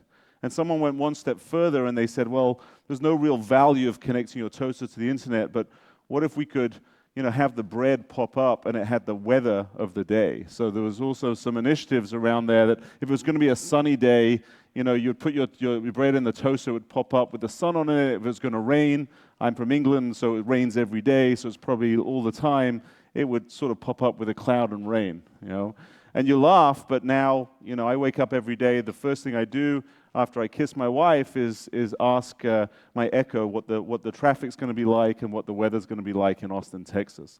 So we know this thing is not new. But why is it gathering so much hype in the industry right now? Why have the last 2 years been all about speakers in conferences like this, been about IoT? Well, it's a number of things. The first is the reducing price of silicon. The fact that we now have silicon we can put in places we never could before at a cost point that was impossible 10 years ago is really, really driving one of the key drivers to it becoming such a popular theme and really, really starting to work out.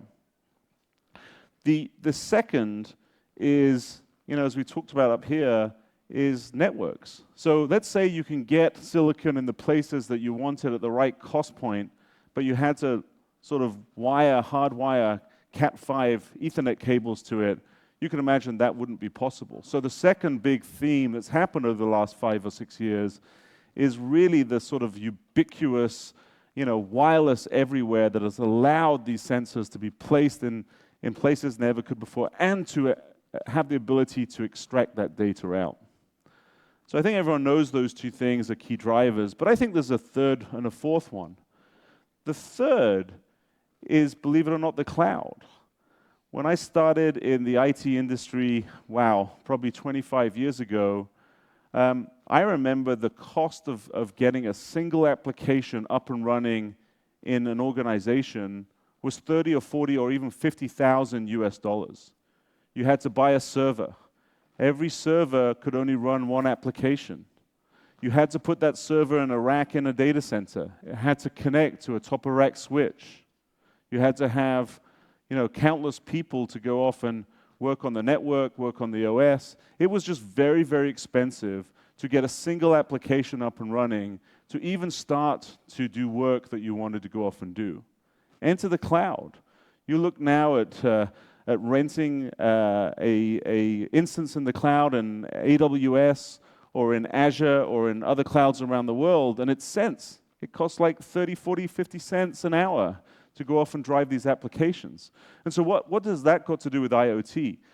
Well, it's allowed thousands or hundreds of thousands of people in companies to what we call the maker tinkerer community. They can get applications up and running. They can experiment with Snapdragons and Raspberry Pis. They can get access to data very quickly at a very, very low cost. And so it's enabled thousands and thousands of people to innovate and fast fail in their environments.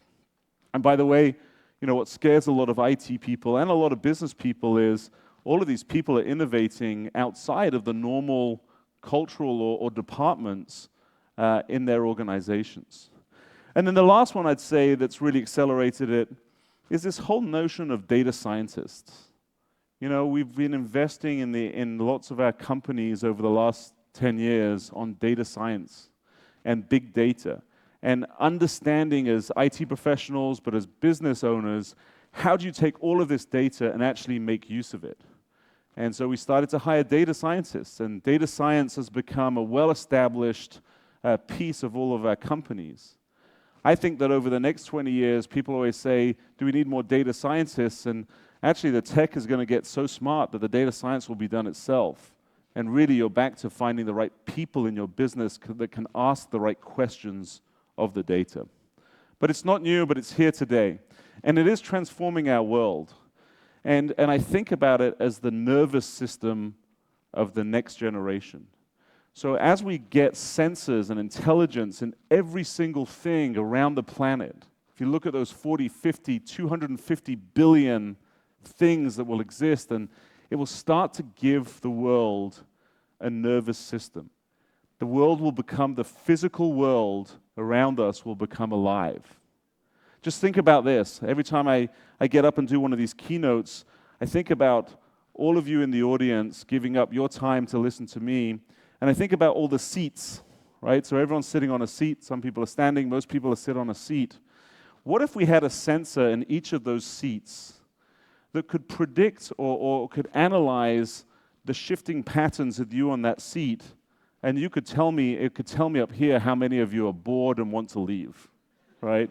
So I could have a little dashboard, you know, right here with these two monitors. It could say, hey, the right side of the room is bored. They're sort of going to sleep. They're shifting around. The middle's really happy, you know.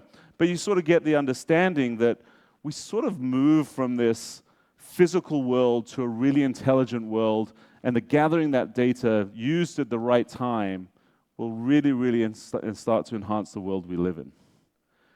We've all used this example 2 times today. I live in Austin, Texas. You're all welcome anytime. Please come and see us. And I just sort of calculated exactly, you know, how much data was collected on the plane that I flew via Dallas and then Narita and then here. And it's probably about 60 million data points. 60 million, maybe more. And all of that data now is used, you know, hopefully to keep, one, the airplane flying. We all like to go on airplanes that don't crash.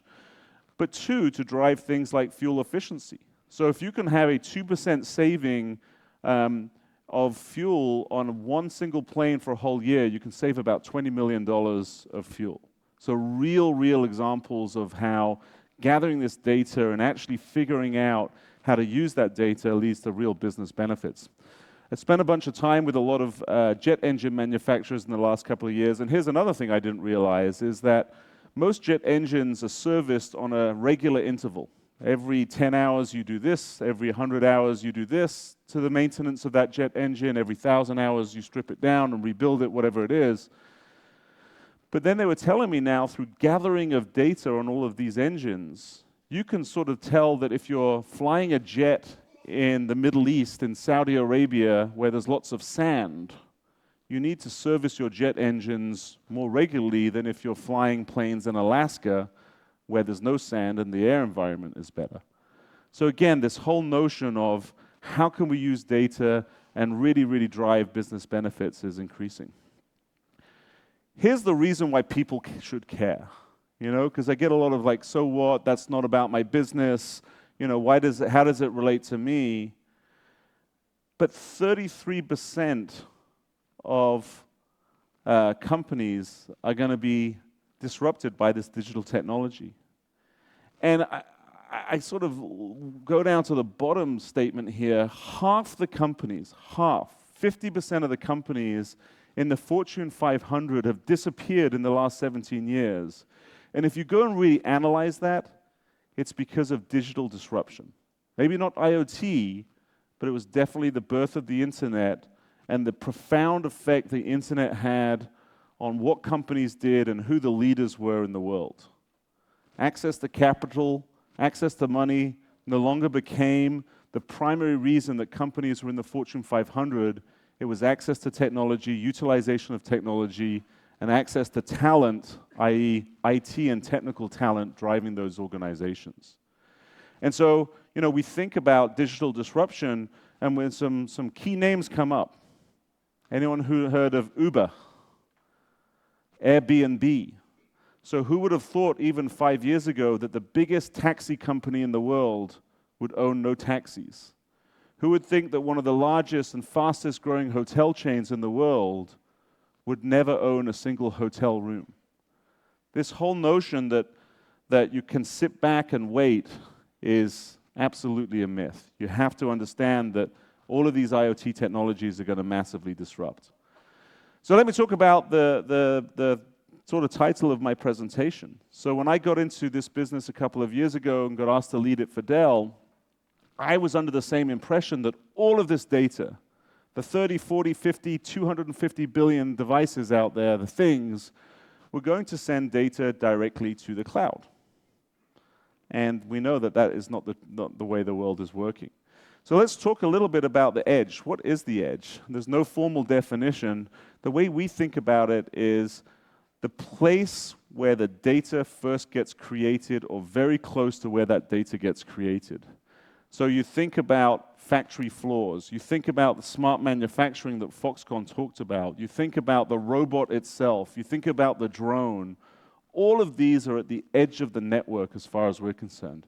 They're the things that are creating the data, and they're the things that IT is not really responsible for today. IT has grown up in data centers, in the cloud.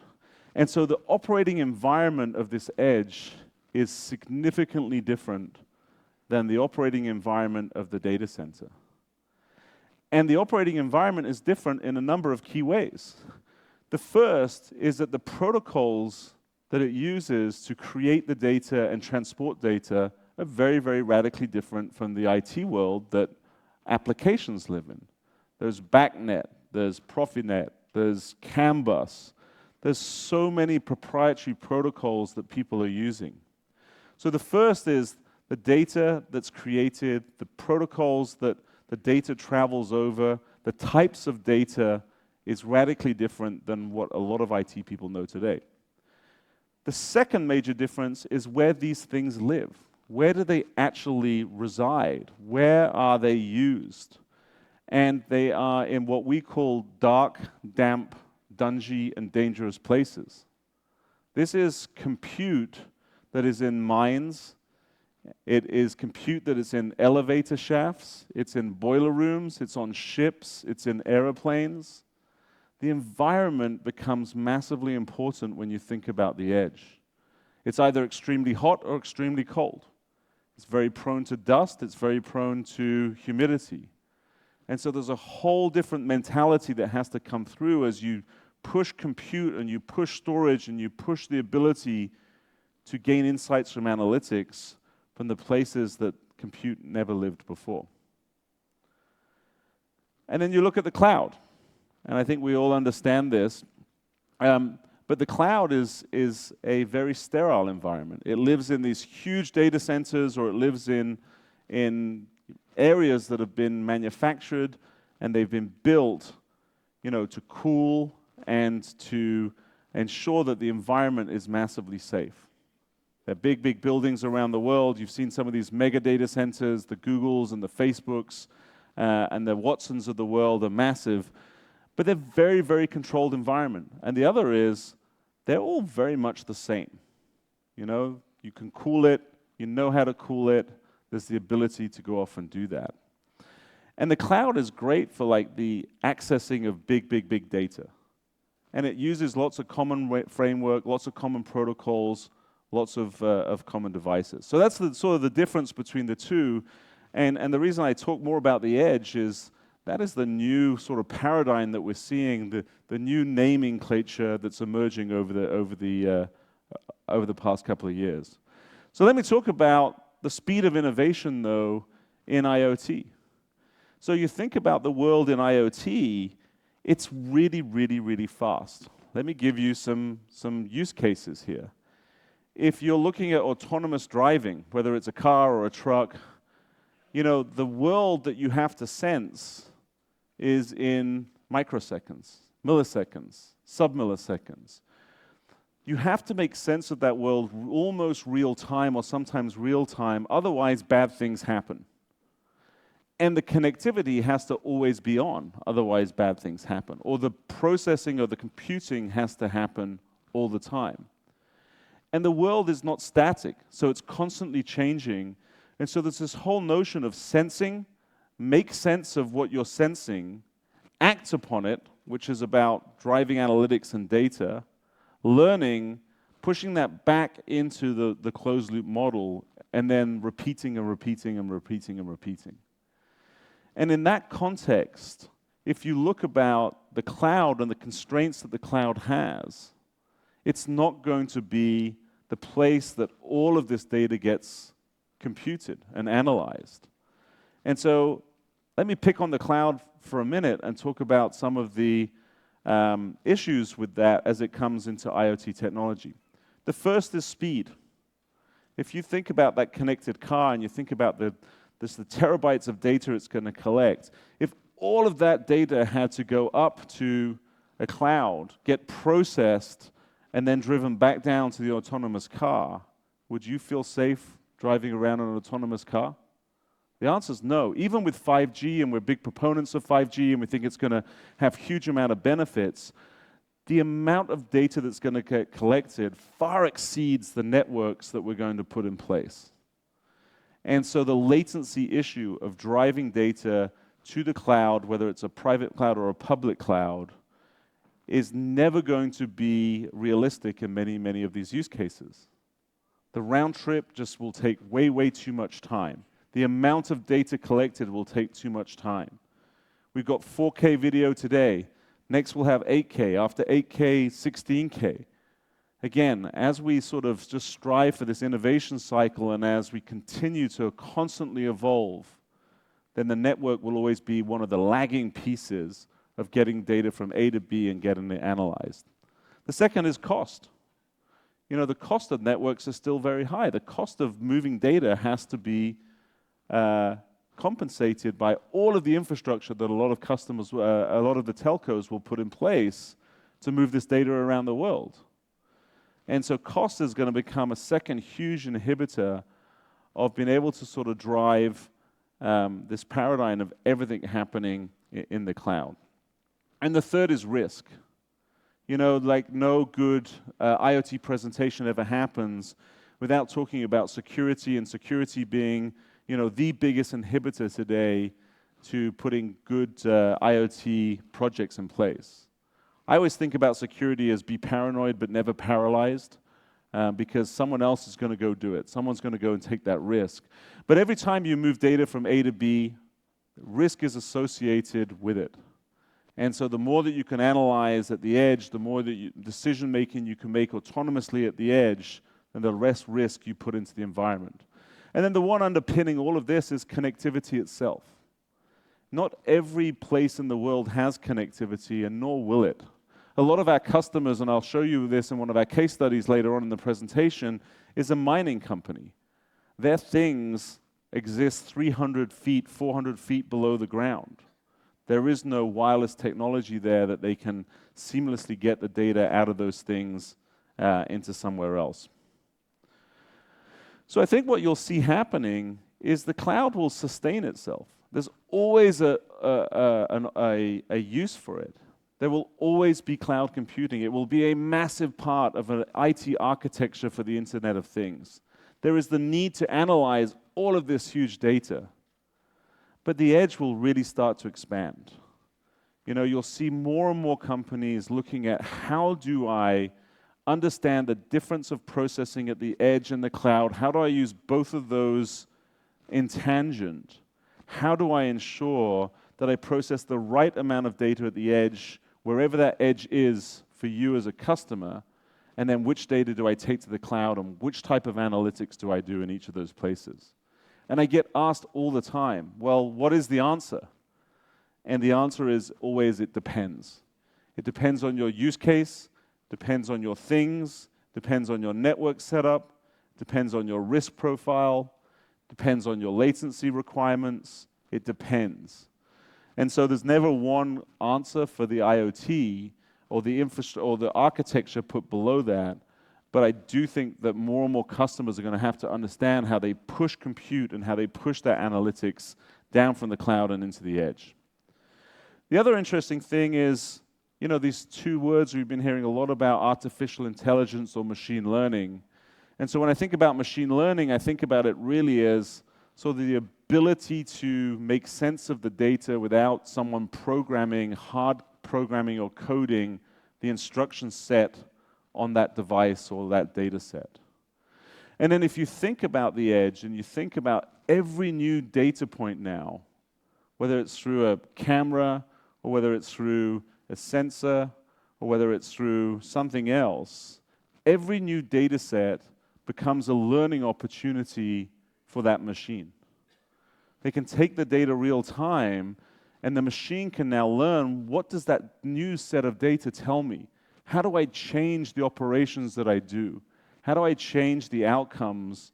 How do I change the algorithms, you know, as I get more and more and more data sets? And so the ability to do machine learning at the edge and the sophistication that will add will mean that you need less and less data, you know, holistically, because the data that you collect happens every single second. But we'll still need this notion of deep learning.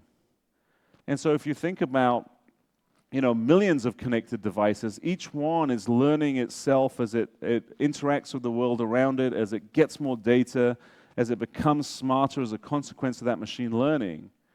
Having all of that data then pushed to the cloud, or lots of the answers pushed to the cloud, will allow the cloud to look at multiple different data sets across multiple different things. Let me give you an example of that. We have a customer we're working with who does building management. They're looking at, you know, putting an appliance in every big commercial building in the US. And that appliance will control the building real time. If there's a fire in the building, the first thing you ever want to do when there's a fire in the building is what? People say get out of the building, but actually the first thing you want to do is switch off the air conditioning unit, because fires love fresh oxygen, and if you're pumping oxygen into the building, you can fan the flames of the fire. Second thing you want to do is obviously get the people out. Third thing you want to do is turn the lights on so that, you know, everyone can make it to the exits, et cetera, et cetera. So they need edge compute because those things have to happen absolutely real time. The fire extinguishers have to talk to the other devices, the air conditioning unit, and it has to happen real time. And you may want to make sure that connectivity to the cloud won't stop those processes.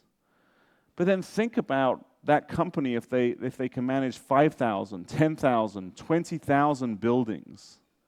Now what happens is in the cloud, they can start to do deep learning and analytics.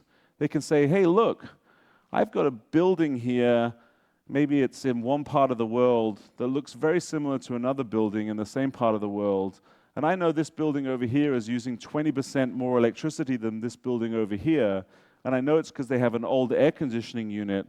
You can then take that data, and that data becomes very valuable. You can sell that data to air conditioning companies. You can sell that data back to the companies, the businesses you're collecting the data from. So again, as we see it, you've got, you know, the ability to do real time, to control something at the edge, and then the ability to take multiple edges and really look at what's happening across a much, much bigger environment. And you can do simulations. You can start to say, what if? And then each of these things is learning in the cloud. It's saying, hey, this machine's operating better than this machine, and it can create better algorithms and then push those back down to the edge. So the edge becomes smarter, and then it's a self-fulfilling prophecy, and you get into this innovation loop and this cycle where the edge is learning, it's getting smarter, the cloud is looking at multiple edges, getting smarter, and then pushing better models back down to the edge. So what does that mean for Dell? Well, we are an infrastructure IT provider. And so if you look at this chart, everything on your left-hand side is what we would call the edge or the field.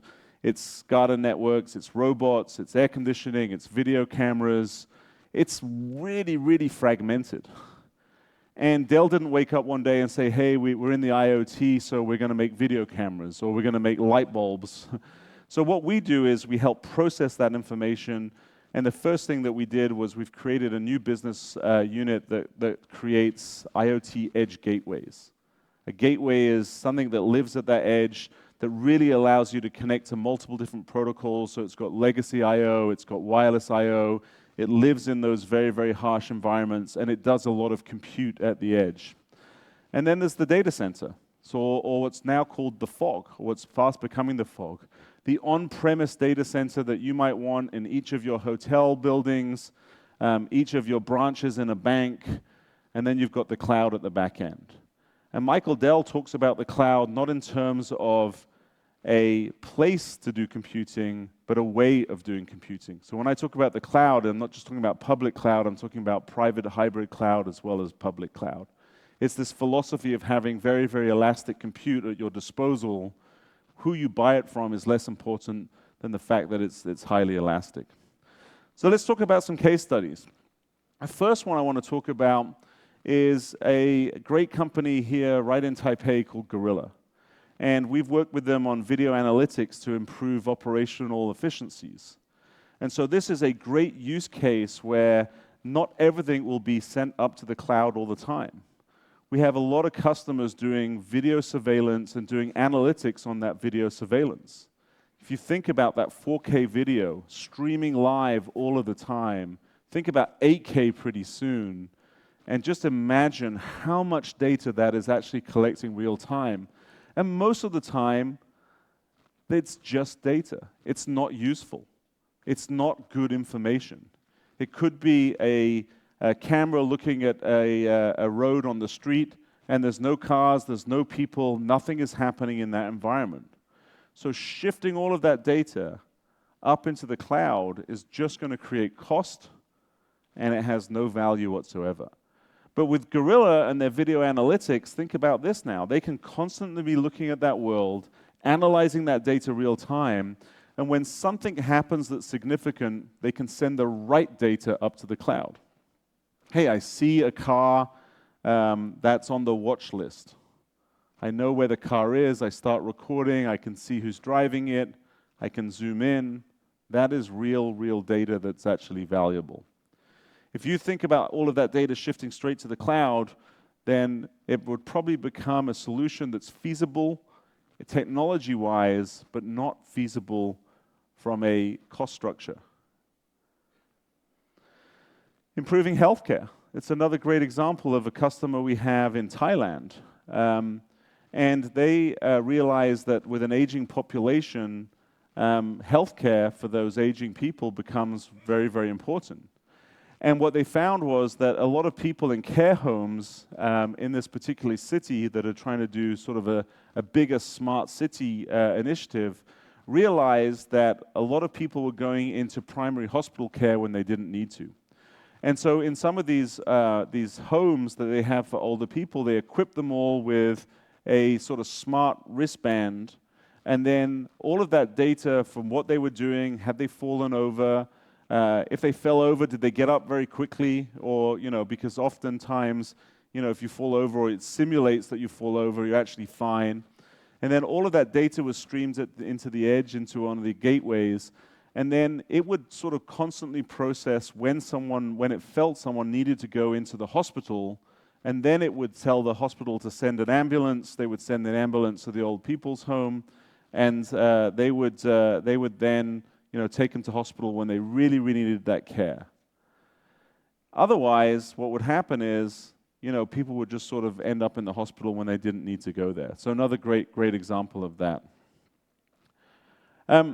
Same with Philips. So this is a Philips case study in China. And what Philips found is in their medical business is that a lot of their legacy devices weren't connected.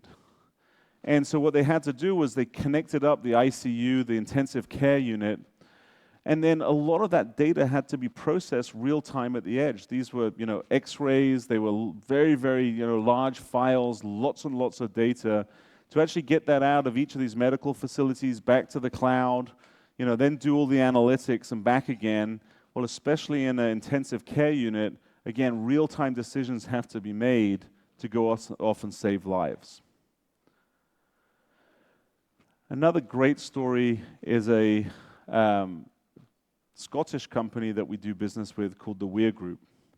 And the Weir Group is interesting because they are a mining company. Well, they're an engineering company, and one of their divisions does mining. And so they actually supply heavy mining equipment to many companies around the world.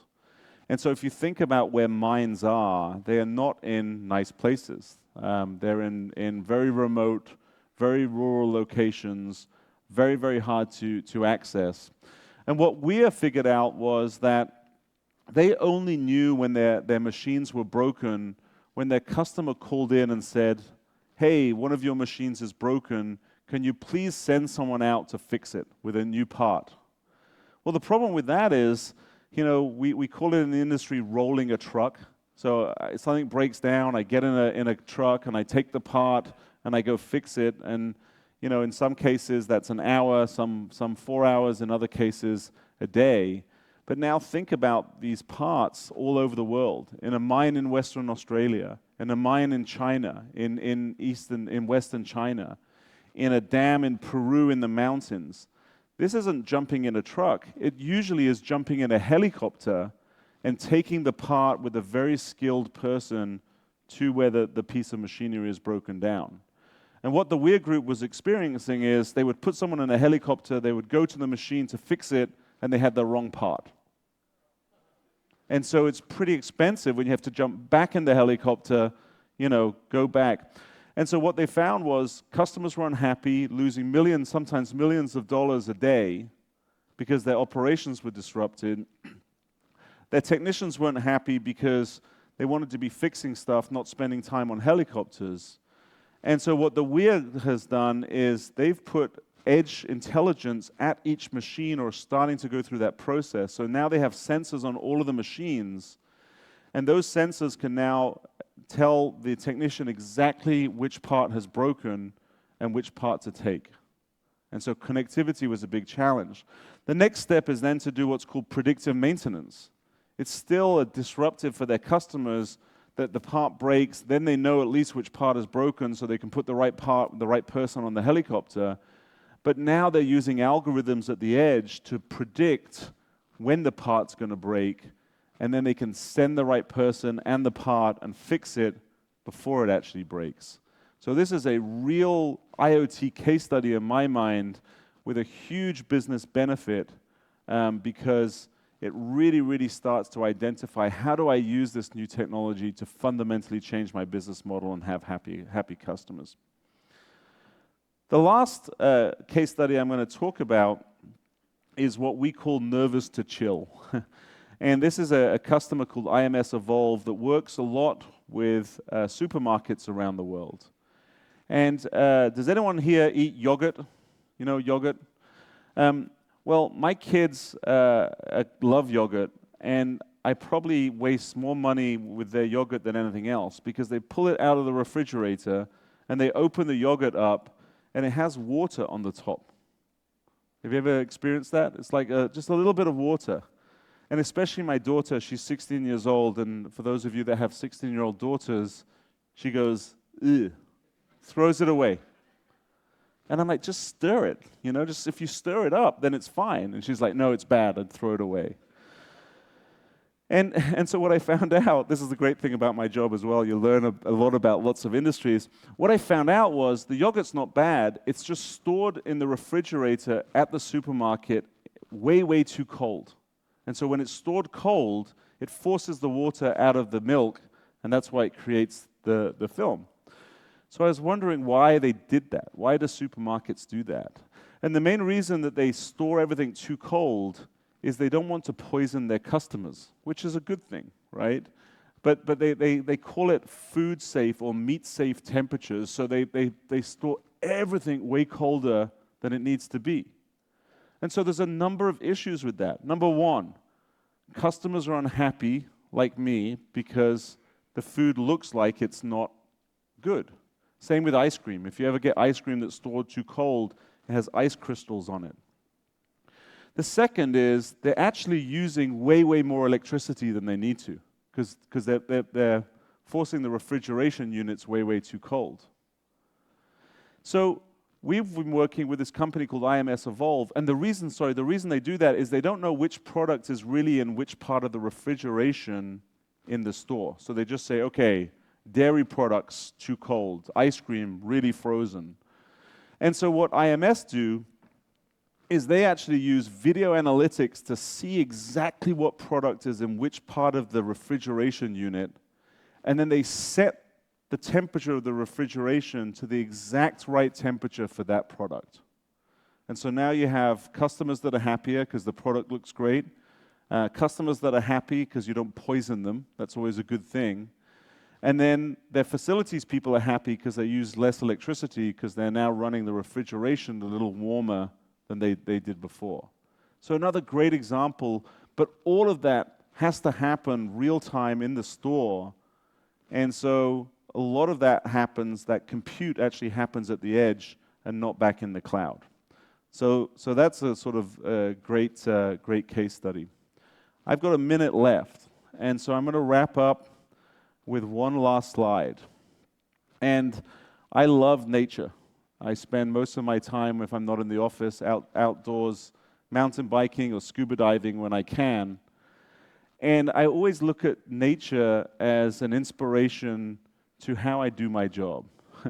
And so you're probably thinking, why is there an octopus on the screen? Well, I think that the octopus is the best analogy to IoT that's ever been created. Because if you think about an octopus, it has 8 legs. And in each of those legs, it has the suckers, the tentacles.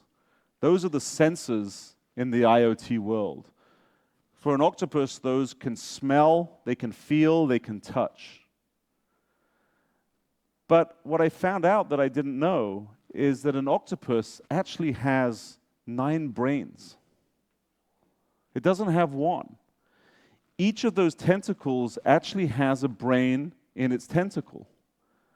And it did that because as it evolved, it realized that as it touched and sensed the world, it could not survive if it had to send all the messages back to its brain, process them, and then send messages back to react. And so it developed a brain in each of those tentacles, and that for me is edge computing.